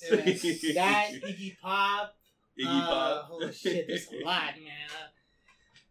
So, just enjoy the ride. Enjoy it. Watch it, y'all. It's very bizarre and strange. JoJo's Bizarre Adventure. And Alexa's here, like, what's going on? I'm gonna get her to start watching. You see my gears turning? You should watch it, Clea, because you like vampires. This show sounds wild. It's not classic vampires, but wild. If you watch the first season, I think you'd get pulled into it from how he was describing it with the character. Yeah, definitely check it out. It's worth your time, I think. It's interesting. The only thing I've gathered here is that this show is bizarre. Good dad joke. Thank you. All right. So I think we're good on JoJo. Unless anybody else wanted to chime in. No, we're good. All right. So let's jump into another one of these Disney remakes. The Lion King. The reskin? The CGI animated live action. Hold on, are we gonna do the same conversation from since we started? When we started talking about Alita and all the other ones. No, how video games fucked up. How Disney's. Oh my goodness. How Disney's. Just, I mean, we knew this was coming because they already said they were remaking all the classic movies, and so this is just another one of those films that are on their list that's just getting remade. I want to say this. So either you're gonna love it or you're gonna be like, oh, whatever. I like the original better. I want to say this is a double twist to me the best joke. It's like, it's like the real animals did a community theater version of the Lion King. They're all gonna be singing and dancing and doing all this stuff. It's like, it's our turn this time. And now I know for Simba is gonna be voiced by Charles Gambino. Yeah, Donald Glover, right? He's gonna be doing Simba. The girl, what's her name? Nala. is gonna be Beyonce. Yeah. Okay. I'm just glad, God bless James Earl Jones for still being alive to voice Mufasa, because nobody on God's green earth could meet that baritone voice. I'm gonna get Will Smith in there too. He's a genie. Calm down. He's a genie. All right. He's already got his role. But they would have to audio correct the hell out of his voice to make him match Mufasa, boy. That voice just brings thunder to it when it speaks, man. Ain't anybody matching that. I do know it's gonna cause us to cry again when Mufasa dies. Spoiler. No, man. Everybody wants to Lion King. Come on. That's the only part. Is like I hope they don't. They're probably gonna beat for beat. They're gonna probably copy the same movie. Because like if you saw the trailer and you put it side by the original Lion King, they do match up. Yeah, no, they do match up. And that's either. I mean, most people like it, but that's like, oh, that's lazy. That's right. I think they still want to keep that nostalgia of it. So, like, the people who grew up on it, we can recognize with it. And then for all the new fans coming in, for the younger audience. So that's... But yes, I understand what you're saying. But, like, you might as well watch the cartoon. Right, but I would rather them do that than just give me something completely brand new. Because then, if that's the case, all right, then it ain't Lion King. Call it something else. If you're going to do that. Lion King and a half. Call it something else. Safari Adventure. But don't call it Lion. Call it Kimba. Kimba the White Lion. What? The story Disney stole. Ding, ding, ding. You're gonna. Who you wanted to throw in, Jacob? Yeah.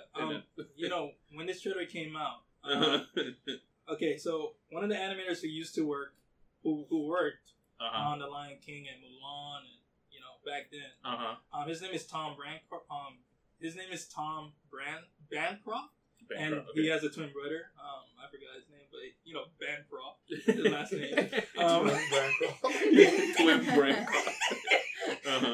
Well, when the trailer came out, he was looking through it because they had a side by side comparison of it, and he was like, I mean, it looks cool and all, but it's not for me. I mean, I love the traditional.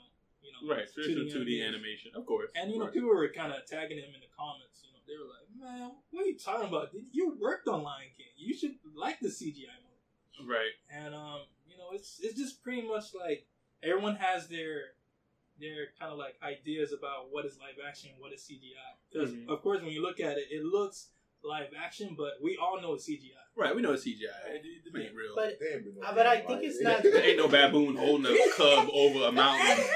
Praise your king, y'all. Like, come on, we know. I think it's more so the storytelling. Right, storytelling. Because he's like, I don't want it to be a shot for shot movie. Because if that's the case, then let's go to Broadway and watch the Lion King version, which is the same. Which is the same story. Right, I got you. Okay. How about we make Mufasa not die this time? That's what you were thinking. I'm ready for that because I'm not about to cry in crystal clear quality. I'm not going to have an HD tier. HD 3D with my glasses and the IMAX theater rolling down my arm, floating. And you see Simba's cute face like that? Come on. They're going to be pulling the heartstrings all over again, y'all. Dude, and Lion King is my favorite Disney movie with Mulan. Oh, man.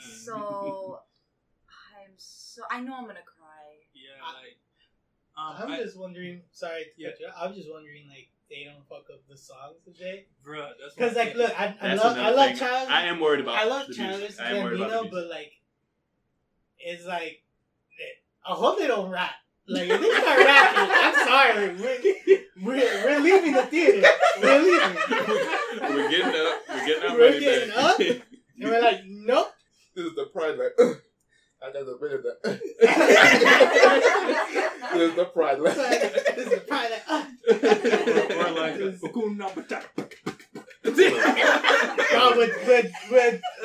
what's his name? Seth Rogen. Oh, with his laugh. Yeah. Who's doing the voice of Timon? Because he's doing Pumbaa. Oh my god, I don't know. Who's doing Timon? We have to look that one up. We'll check that one I do know John Oliver is doing Zatu. Yes, yeah, John Oliver's doing that. Yeah. I do have my gripes about how Disney tends to handle the song portions of their live action movies in terms of the animals, because they usually cut it short. I mean, they should do like a whole ensemble, Yeah, they should. They really shouldn't. They shouldn't. Like the way they did. Right, agreeing with like what they did with Jungle Book. Like I was okay with them with the Bear Blue, like how he was just kind of whistling the song. Yeah. and the Bare Necessity song, and he was just kind of floating on the river whistling it. I was cool with that. They didn't have to dance and sing and do all the extra. They like that was cool. Oh, Billy Eichner. Okay. And if you watch Parks and Rec, yeah, you know who Billy is. Yeah. He's funny. He's funny dude. He's funny dude, but he's gonna play what is it, Timon? And I guess not fit, but it's kind of zombies. Because he has this guy has a distinct voice. He does have the way he does his distinct comedy, and he has yells a bit of a lot. too. Yeah, and his comedy is him yelling because he's gay. And so his thing is he has that attitude. Angry gay guy. He has an attitude that kind of comes with it. Yeah. So he's an angry gay guy in the shows that he's always in. So it's gonna be. So it's gonna be angry Timon. And another thing too, like people were kind of like hesitant on Beyonce because they didn't want Nala to sound too southern, like, "Hey there, Sample." Like, come on, like what? Like Princess in the Frog? Yeah. They don't want it along the same lines of that. It's funny how the internet can go. Like, I just don't want Beyonce to take all the credit here. She's just Nala. Like, she's relax, a Beyonce. But you know what's funny? The Beehive has spoken. Be careful.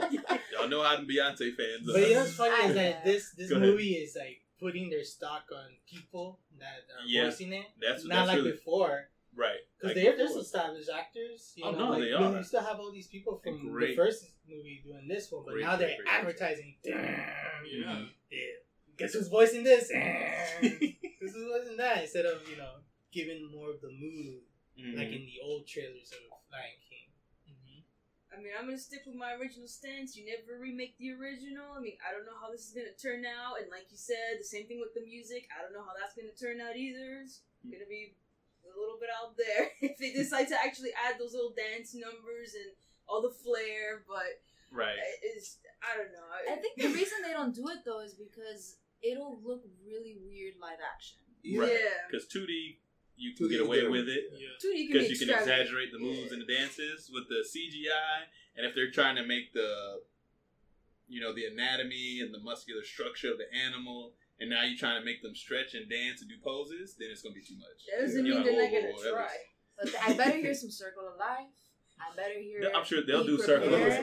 But that'll be like the intro type. Yeah. But Simba's gonna hit. But Simba's gonna hit a top 5 bars right there. I'm sure he's gonna drop something. He's gonna drop some bars. Just can't wait to be king.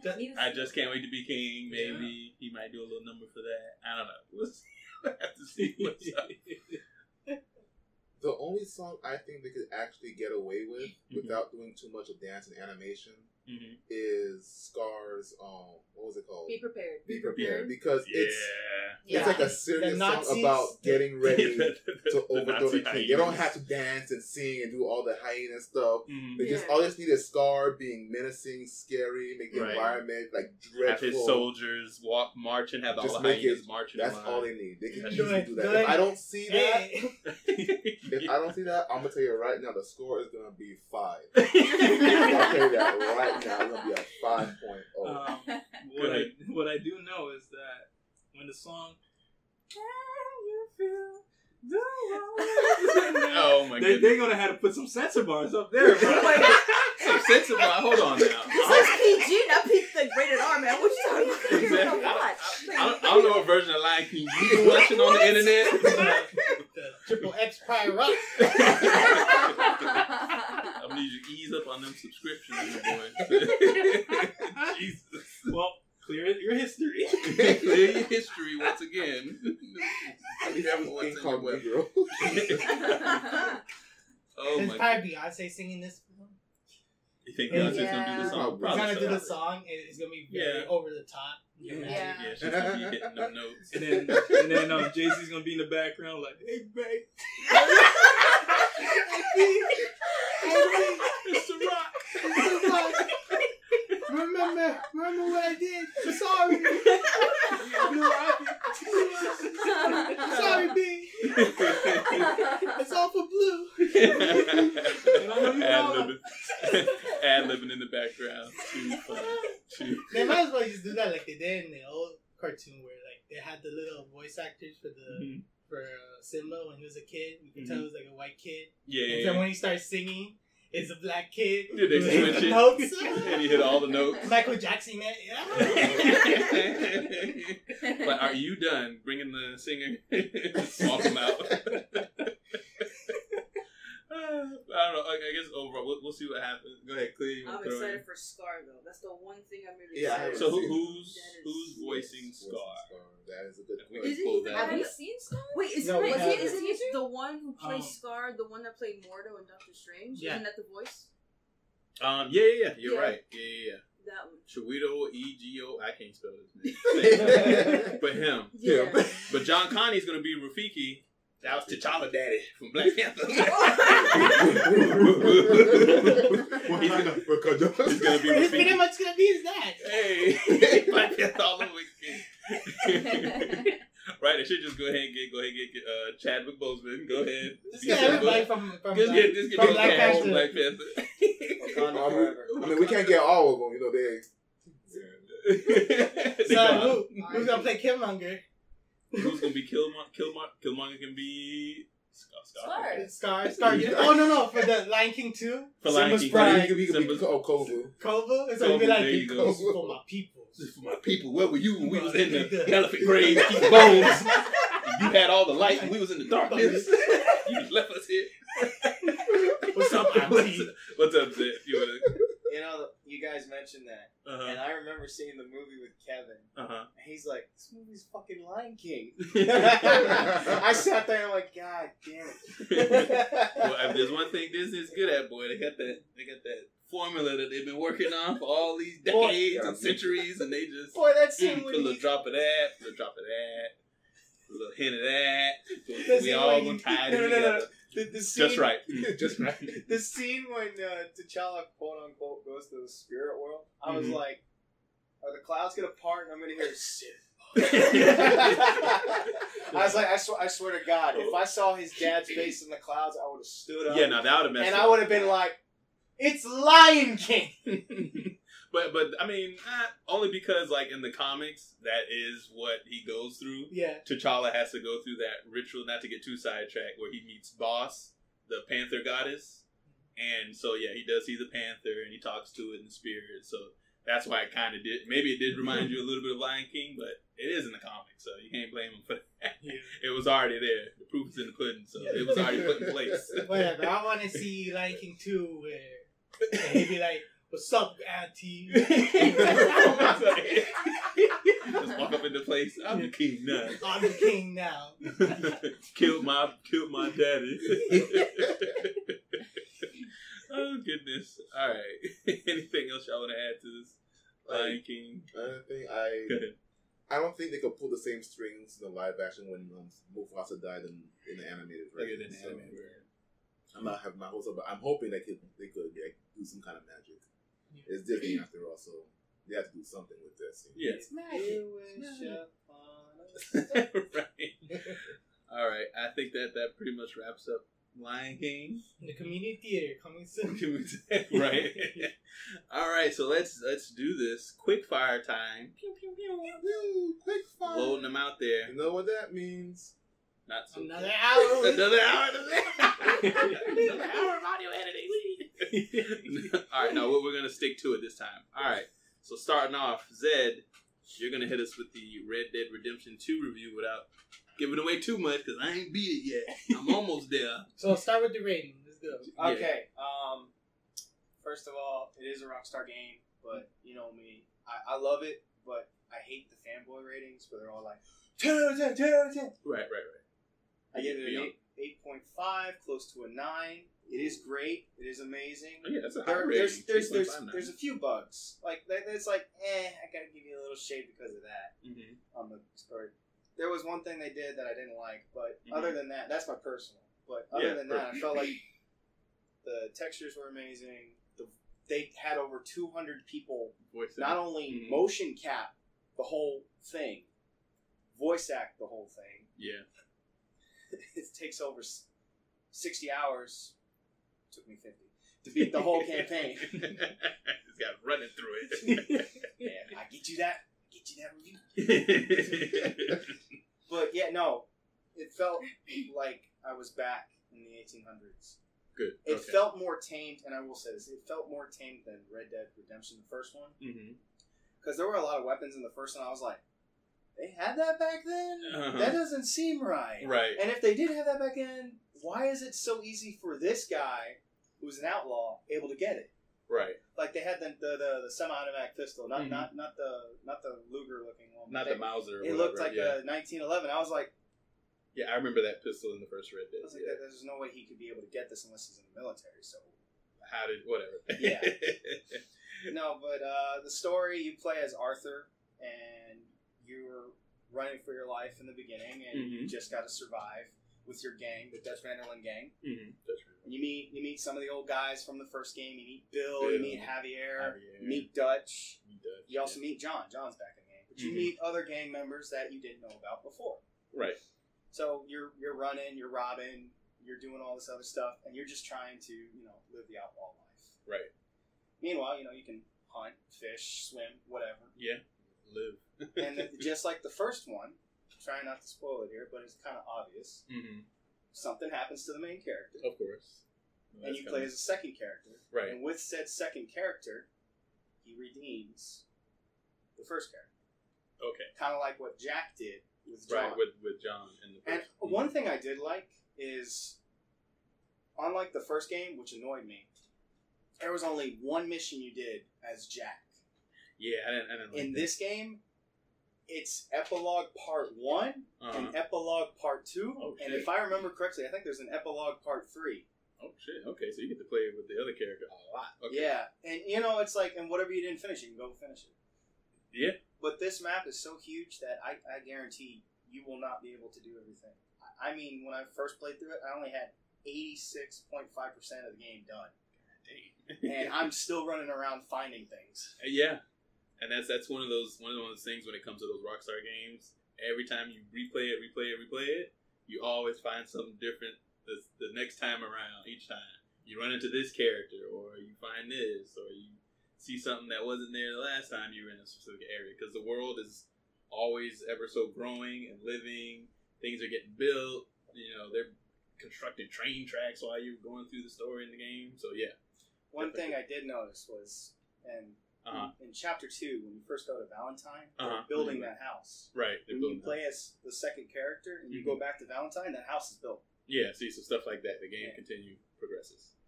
All right, so Red Dead, he gives it a 8.59. Great review. Great game. Played. Awesome. It's awesome. Worth it. Unlike Fallout 76. And the online is pretty good. The beta's out, so if anybody who has it, check out the beta. Get your posse together. Enjoy all the bugs. About to rob a bank so I could buy the game. Right. You ain't gonna win this, friend. All right, next on the list, Blue Beetle movie announcement. So they're doing this. Latino people getting jobs. Latin Heritage Month. Hey. Wait, I thought that was October, right? No, It's October. Yeah, but nobody really pays. Right. So Blue Beetle's getting a movie. So I don't know who know. Do you know a lot about Blue Beetle, Kevin? Well, which version of this is? Jaime Reyes. The Jaime Reyes? I think it is Jaime Reyes. I think it is. Alright, so it's the Jaime Reyes. So this Blue Beetle, he founds the Scarum, which is like the little beetle thing that touches his back, and it's symbiote, so it knows everything, and it transforms into a hero. That's boom. That's who he is. That's who he is. So I don't know what they're gonna do in this movie. Hopefully they kind of follow the Jaime Reyes story, but I don't know how they're gonna do it since there have been other Blue Beetles over the years, and those are important to help this Blue Beetle become the hero. Right, because every time the Blue Beetle comes about, it kind of takes a little bit from each one of those previous Blue Beetles and just adds on to it for the newer one. So that's true. So I don't know, maybe in the movie they might do like a quick little history recap of the other ones and then jump it up to present time, or I guess we'll have to see. Again, they just announced it. Something different they're doing. They're gonna give him his own film. This is gonna be animated, right? Is it? No, I think it's live action. It's live action. Live action. So is this going to be part of the DC Extended universe. cinematic extended universe? Yeah. So whatever the thing in about. Yeah. Aquaman. Yeah. So what you're saying about the previous predecessors, I hope they don't cop out and show it like a little storyboard at the end showing pictures of the previous Blue Beetles. Who knows? I'm putting it past WB at this point. Yeah, I'm excited because I've always wanted to see that character like on the big screen because I always and not only that, but like I want to see how his armor translates in like the live action. I hope it's not like vomit. I hope it's kind of not exactly like it, but I hope it's kind of. You remember the scene in Iron Man 2 when he's on the racetrack in the suitcase and the armor plates just pop out? Oh, it comes out. I kind of want it to be like something that, like or like what is it? Spawn when the movie came out. Spawn. The way it kind of just covered him and went all over. Right, the suit wraps around him. Yeah, and forms to his body. Okay, that would be cool if they did that. I think that would make sense. Spawn movie in production. Oh yeah, that's another. We're gonna save that topic. I hope they're doing this. Cinematic universe. Yep. Look, Zack Snyder's not directing this. Who knows? See. Hopefully, but alright. It's in the air at this point. We'll it's just in see the what air, happens when it comes down. And we get to watch it, I guess. Oh, goodness. All right. Cowboy Bebop, live action Netflix.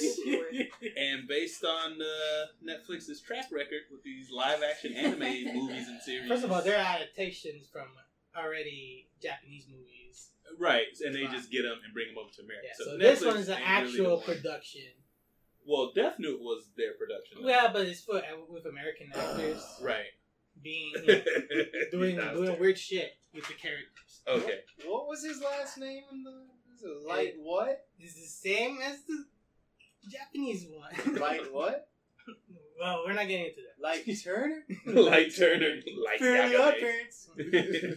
Light is an average kid. So how are we feeling about this Cowboy Bebop? Well, it's been in production for years. Okay, so they want to do.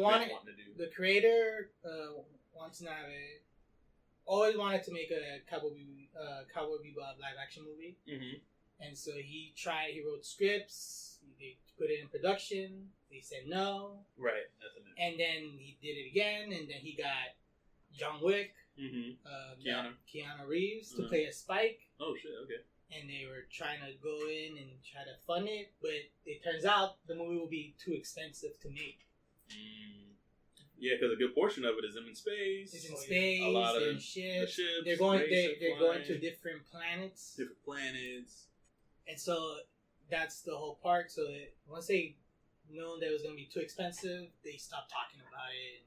Gotcha. They just let it die. Okay. Slowly, and then now Netflix was like, you know what? We got money. Yeah. We just canceled some other stuff. No. Hey, let's help you out. Let me save that rant for the next. Yeah, me too. Lamp, how are you feeling about this? They're throwing in another anime live action adaptation. I mean, this one, it sounds like they have like a goal in mind. So maybe it'll come out good, but I'm not having my hopes up, honestly. Right. Well, even though the original creators involved, I don't know how. Right. We don't know how it's going to be. How it's going to be translated.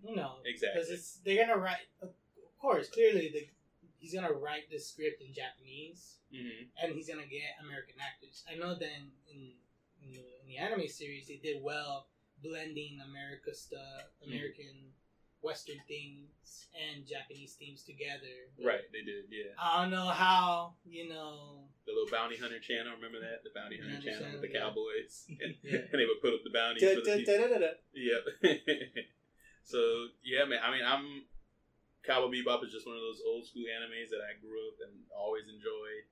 And to this day, it's probably top 5, one of the best anime movies to ever exist. Shows, too. And between just the fight scenes alone in that thing, a lot of animes copied those fight scenes from that movie in particular. Yep. Because it was just done so well. So, yeah, I mean, one of those things, we'll have to see what they do with it.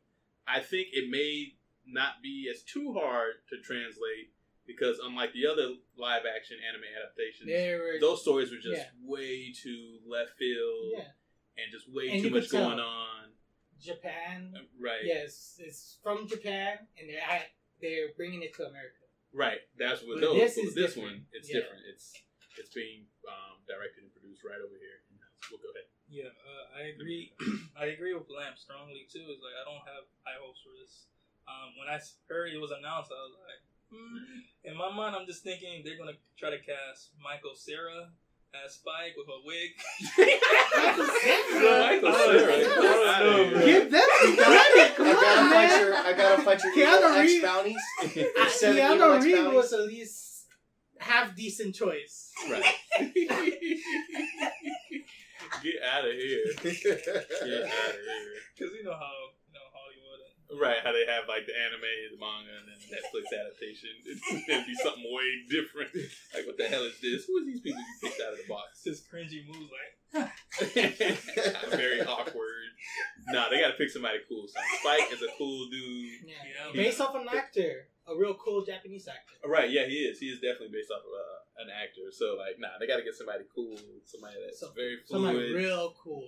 And he gotta be executing them moves. Because he's doing Bruce Lee style, Wing Chun, yeah, he's doing Bruce Lee style, Wing Chun fighting style, and then he's also a shooter as well. He has his pistol, so yeah, they can't. Michael Cera out of here. Michael Cera got to train. Yeah, you better start hitting the gym, my boy.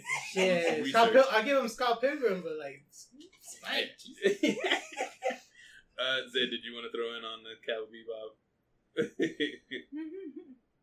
If it's the same director of John Wick, I have hope. But if it's not, we fucked.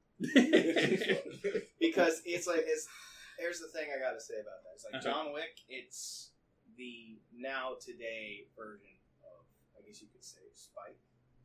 Okay. Not futuristic stuff like that. He can fight, he can shoot, stuff like that. That's what I mean, like the martial arts type of thing. Right. Not physically like, oh, he's an action monster, stuff like that. But he fought a war. He knows how to fight. He shoots a gun. He has skill sets. He has the skill sets, and I could see some of that be transferred over into John Wick, right? In a way. But one of the things you just got. This is the one thing I love about the movies. They know how to shoot fight scenes, and I'm like, yo, talk to that director. Maybe let him take control of the camera, and then it'll be pristine. Clea, you want to throw in on the... That's some dangerous territory right there. It is. The nerds will be raged. Yeah, I'm going to be raged. Because, again, it's one of my favorite series. So, particularly when it comes to Cowboy Bebop. All of stuff for Cowboy Bebop. I want all of that shit. Yeah, see, so So we're just going to be quiet. We're going to watch. We're going to look. Have you watched Cowboy Bebop, right? Nope. Okay. So it's right there. So for real. So now. I'll borrow it from Kevin if he lets me, though. I've wanted to see it. I just haven't. It's great. You'll like it. It breaks my heart to say this, especially after we went on that long rant about how great this show was. But Netflix is canceling Daredevil. It's official. I thought it was like a joke.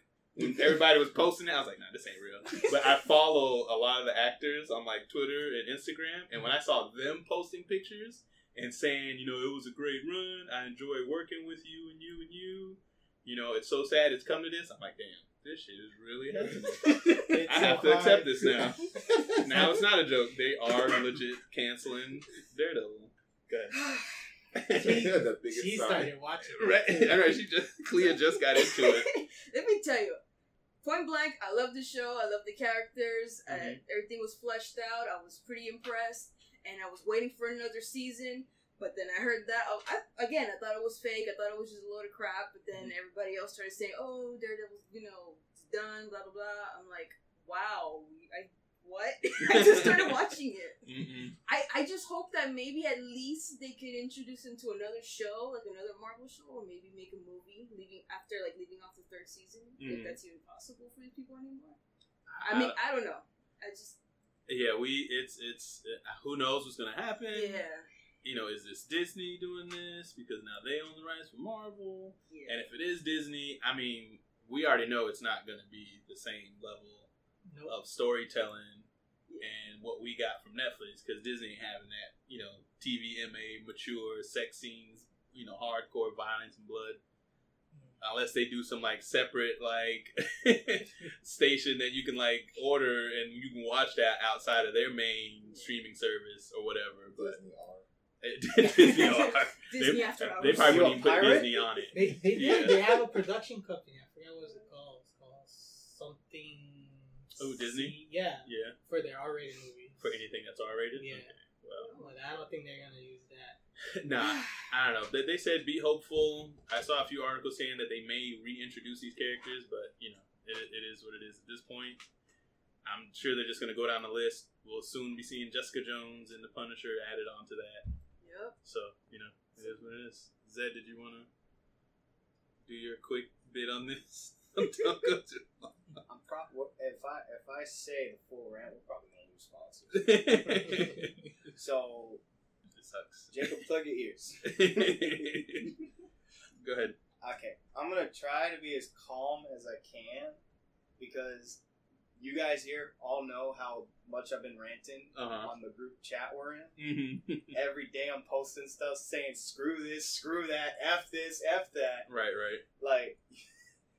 I love this show. This show gave me hope, and then when season 2 came out, you guys know me, I love the Punisher. Yeah. So when season 2 came out and I saw Shane from The Walking Dead, Jonathan Britell, probably butchering your last name, I'm sorry, come as a Punisher, I was like, I'll be honest, a lot of my friends were a little bit skeptic, and I told them, I said, guys, did you not see Shane at the end of season 2? Yeah. I was like, not the crazy stuff, but how tough of a character he was. Yeah, no, he definitely. I was like, I think he's going to do the role justice, and he did. Did a great Frank Castle. Not screaming. Yeah, but yeah, man, that's it. Go and rip the Band-Aid off. It's over. It's so hard. I was gonna keep this rant as simple as I could, and then my friend sends me this post from one of the writers. You know what it's like to walk in and then you just see you writing amazing stuff for season 4, and you just see a giant cancel.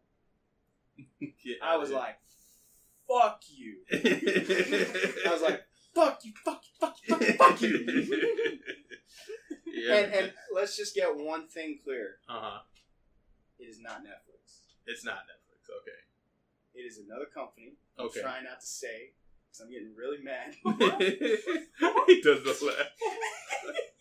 And every time I see Netflix, I'm like, nah, fam, it's this guy. Get it right. Because the sad thing, here was my hope. When Iron Fist was canceled, I was like, okay. Whatever. And then when Luke Cage was canceled, I was like, what? Yeah, I was shocked too. But then I was like, Heroes for Hire. Right. Heroes for Hire. And then I see Daredevil, and I was like, no, they ain't doing Heroes for Hire. They straight up axing. Yeah, axing. They're chopping them loose. So I started freaking out. I was like, oh crap, Punisher's next. Because I was like, they ain't gonna cancel. Jessica Jones is gonna be the last one. Yeah. I'm sorry, but that's true.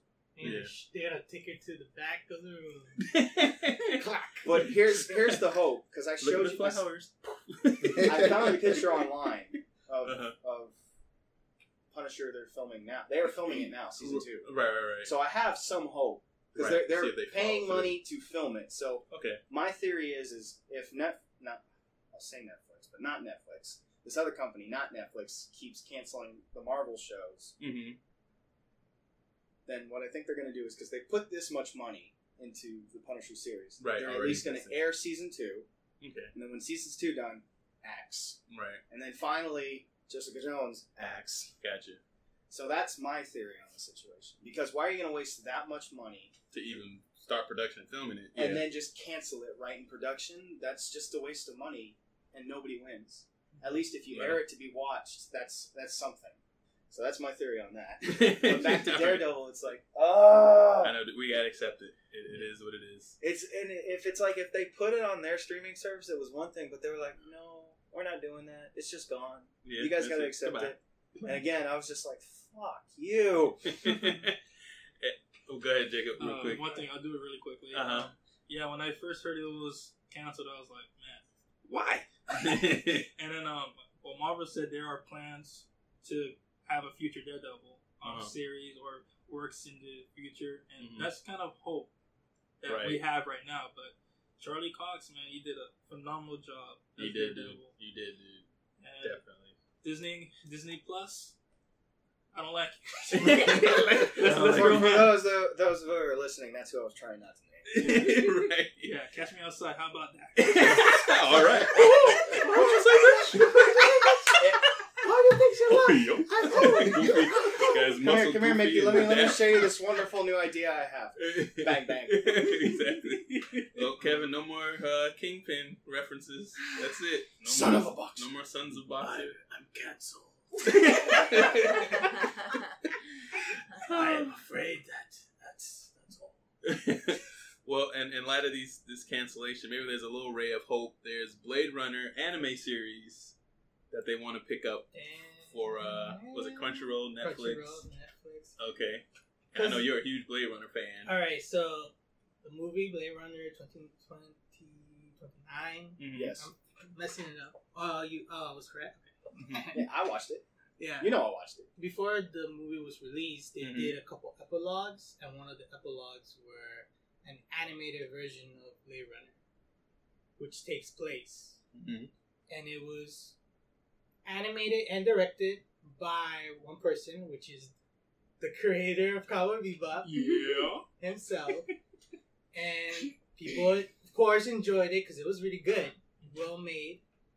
That I guess Crunchyroll and whoever were interested, they're like, yeah, let's do an anime. And that's what they did. They hire all the best of the best from Ghost in the Shell. Who else? Neon Genesis, all these people. And Watanabe, Shiro Watanabe, who did the first short, is executive producer. So, and there we have it. It's going to be great. Yep. Yeah. Plus, I follow most of the animators, so you know that's gonna be sweet. Great. All right. Anybody else want to throw in on the Blade Runner anime and hype? Looking forward to it. Lamp. Bye. No, Zed. I've got two things. I hope. I don't know much about it. I just heard about it the other day. I'm hoping it's either like a continuation of Decker or a previous Decker. Okay. Or it's a continuation of where they left off in the movie. No, it's probably gonna be his own thing. Probably gonna be. So you think it's gonna be like another agent? Yeah. Oh, just another different story. It should because all these. Actually, that would work. You don't want to ruin. Yeah, that would work a lot more than making references to the movie. Yeah, because you don't want to ruin the mythos that the other movies already made. Right. Yeah. So exactly. You don't want to ruin that they have created. Right, and then the problem with that is that people will be like, well, in the movie, this is what happens, and they keep comparing it. So, yeah, I think it'd be cool if they just go ahead and do their own agent and just kind of follow their story and how they fit into the whole universe and what was taking place, you know, the bigger picture. Yeah. Yeah, I'm looking forward to it. I think it'd be dope. I remember you guys showed me the anime, the animated stuff short, before. Yeah, the anime short, and it'll definitely look cool. Definitely holds up, so I'm looking forward to it. And with that being said, we got to end it on another sad note, like last podcast. We had to talk about Stan Lee. This time, we have to talk about the late, great Steven Hillenburg. Ocean Man. For those of you who don't know who that is, he created SpongeBob. SpongeBob was one of the few 90s cartoon shows that are still running today. Started in 99. They made it. Yeah, they made the cut. Still on Nickelodeon too. Even after he left in 2003. Yeah, even after he left, 2000 still kept going with it. Yeah. And he what was he? Yeah, ALS. He was ALS. Okay. He was fighting. I think they said he was fighting it for like 5 to 7 years, something like that. Oh goodness! It's been a while. And he just is that the reason why he left? SpongeBob? One of the reasons? That was one of the just medical because he was stuff. kind of a little bored with it. And then, probably that too. He was kind of over it and wanted to move on to something else. There were some parts. There were some episodes where he kind of went back and did, supervising, directing. Right, because I mean, it's still his baby. Yeah. He created it, so of course they're gonna be like, "Hey, come back and check us out, see how we're doing. All right, touch it up." What we all can agree on is that he was number one. Definitely. Yeah, I mean, this is a cartoon series that influenced a whole generation of kids growing up. Yeah. and it was on all the time. I remember being in class and kids would come in there doing the SpongeBob voice and the Patrick, doing the laugh and stuff. And I mean, man, it's been around for a long time. I mean, we're talking what 99? Was that like 20? Boy, they did 1,000 episodes, man. 1,000 episodes. That's around crazy. 1,000 episodes. I think they're like right up there with like the Simpsons. Simpsons are, dude. Yeah. They're like right up under them. Gotta be for seasons and episodes running. Yeah. The quotes are memorable. Quotes are memorable. Memes are The memes keep are- on piling. Yeah. Happy Ergeson Day. Hinga Hergen. Like Krusty Krab. That pizza episode is like my friend and my like every time we see each other we do that joke. Every time we have a damn pizza, we do that freaking joke. Yeah. Never gets old. Never gets old. Favorite It doesn't. episode still today is that episode with the damn jellyfish Mhm. and that stupid song you hear at every hockey game. Da, da, da, da, da, da, da, da, I can't even name a favorite episode. It's just too much. It's too many. All I know, I love the dick jokes. They always do that show. They're very clever. They're and very clever, like, clever. except for one when low-key. Patrick, goes to the sand and licks it. Goes in And your you're like, window. see what you I remember did. the episode of SpongeBob where he's trying to give Gary a bath, his little pet cat, sea snail, and he's like, "All right, Gary, don't drop the soap." Look, Gary, Don't drop these. look, Gary, to Balloons, balloons, right? Don't drop 'em. Don't drop them. Yeah, right. And Gary's like, meow. So what do you mean, SpongeBob? Like, what, should I be worried? What are you gonna do to me later? And then when SpongeBob was watching TV and that little Yeah. Oh, with the flower. He was getting into The it. coral. Like, Gary comes over. Gary, I was just looking for the sports. Yeah, that's it. But you know what? What makes it great is that's always been like Nickelodeon's kind of thing when it comes to jokes and humor. Yeah. All that's started what they with do. with With Ren and Stimpy. Yeah. But they- Ren and Stimpy, they way too mature. Them jokes, boy. Ooh, you watch Ren and Stimpy now? You're like, I watched this as a kid. My parents let me watch this. I don't think they knew what I was watching. You watching what? Hey, this is private. Look, Ren, I'm a sword swallower. Yeah. Crazy son. But yeah, SpongeBob is definitely one of the, hands down, legendary animated series. Dude's definitely gonna be missed. He created a big one. yeah. And it's funny because I remember watching it, Uh-huh. and I wasn't sure because I seen Ren and Stimpy, but I wasn't quite sure. Mm-hmm. I was like, "What is this?" Right. I don't know how to feel about it, Mm-hmm. and I was like, "I don't know if this is for me." And until I watch it and I Keep just watching grow with it, Yeah. and I grew with it, literally grew with it. Yeah. I was like, "This show's great." Yeah, it is. It's great. It was comic gold, man. There's a lot of good stuff It is. That show has that a lot of good that is, that goes above your head when you're a kid. stuff. Right. Mhm. Watching this. Definitely, you watch it now, and you're like, man, they got away with a lot in this show. They got away with a lot. Oh goodness! Anybody else wanna? Anna Cleo, was you a big SpongeBob fan? I don't think I watched it. Oh, Alright. boy. There's always one in the group. but I will say this: I do admire his creativity, and he did make a big impact in culture, and Yeah, most probably inspired a bunch of a new group of animators and cartoonists in the future. So I'll give it. They played nothing but SpongeBob for like the past week. And as they should, because that show pretty much helped. Built them. Yeah, Because you know definitely what? saved Nickelodeon It was the first show they ever branded and make toys and put his face on everything. Yeah. And he was like Nickelodeon's Mickey Mouse. Yeah, It's they didn't. SpongeBob. He was Even their though mascot. Nickelodeon He was didn't their want to do mascot. that. Right, even though they didn't want to, but it's just that popularity of him, and they saw how fast everybody was gravitating towards him, and they were like, he's the animated Pee Wee Herman. He's the That's what he man is. child, because he's an adult male, but he has that like kitty overtone to him too. That's why people like him, and so that's what he is. And yeah, he just became the poster boy for Nickelodeon, and that was it. They just took off from there, and he's on everything. You know when a series is popular when you see people in the hood with the SpongeBob paint on the car. Because I lived in one of them hoods, and I used to see the Monte Carlos on the 32-inch rims with SpongeBob painted on the side of it with the bass knocking, and they playing the SpongeBob theme song. Y'all laughing, but I know some of my listeners out there can relate to what I'm saying. They've seen it. First of all, you remember this when we were outside the SiXFrame HQ, that we saw all the big rigs with this.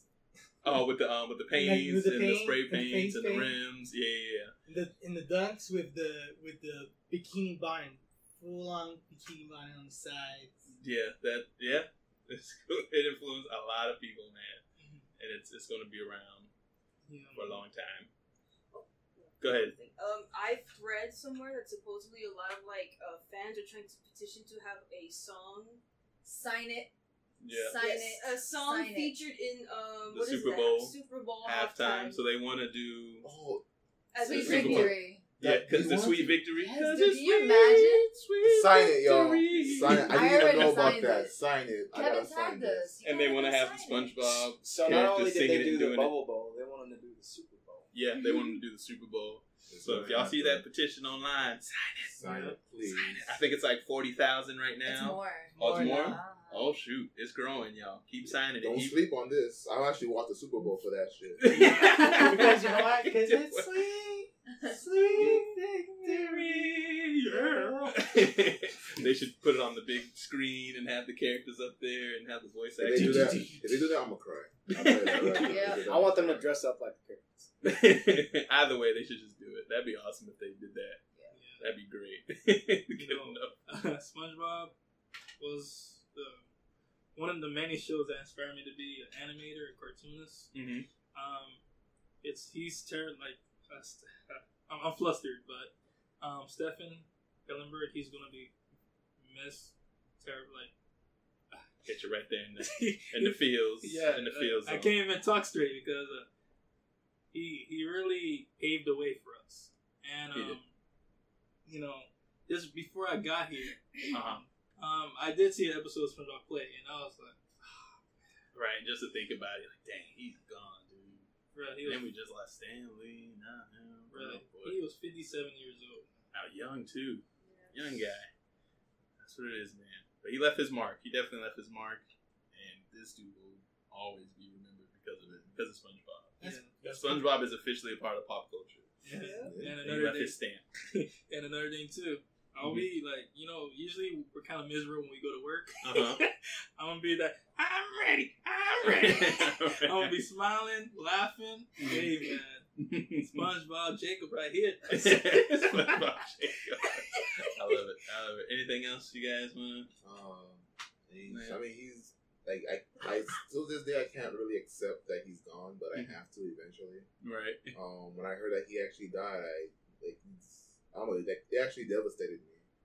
A little bit more than Stanley because I actually grew up with SpongeBob when I was a kid, and I walked with my family and my mom and dad and all that stuff. So seeing like this animator die is it's like a part of my childhood that died too. So wherever he goes, I just hope that he's happy and he's well, and hope all the love goes to him and his family. And I guess I'll just try to be the animator that he inspired me to, that he helped inspire me to be. So there you go.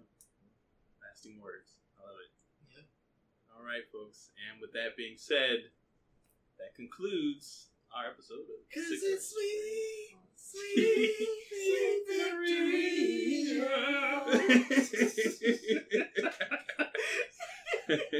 I'm about to cry, y'all. We can play some Jodeci for you to change the mood. Every time I close my eyes. All right, y'all. Signing off. Episode 6. Episode 6. Sup, guys? Lamp here. Thank you for listening to SiXFramesPodcast. If you like what you heard, consider subscribing to our YouTube channel at SiXFramesPodcast. Don't forget to click the bell for notifications. If you want to talk directly to us, feel free to email us at SiXFramepodcast@gmail.com. That's SiXFramepodcast@gmail.com. You can find us on Podbean and Apple Podcasts. Don't forget to subscribe and rate. You can also follow our artsy asses on our social media platforms, Instagram, Twitter, and Facebook. Take care and stay wild.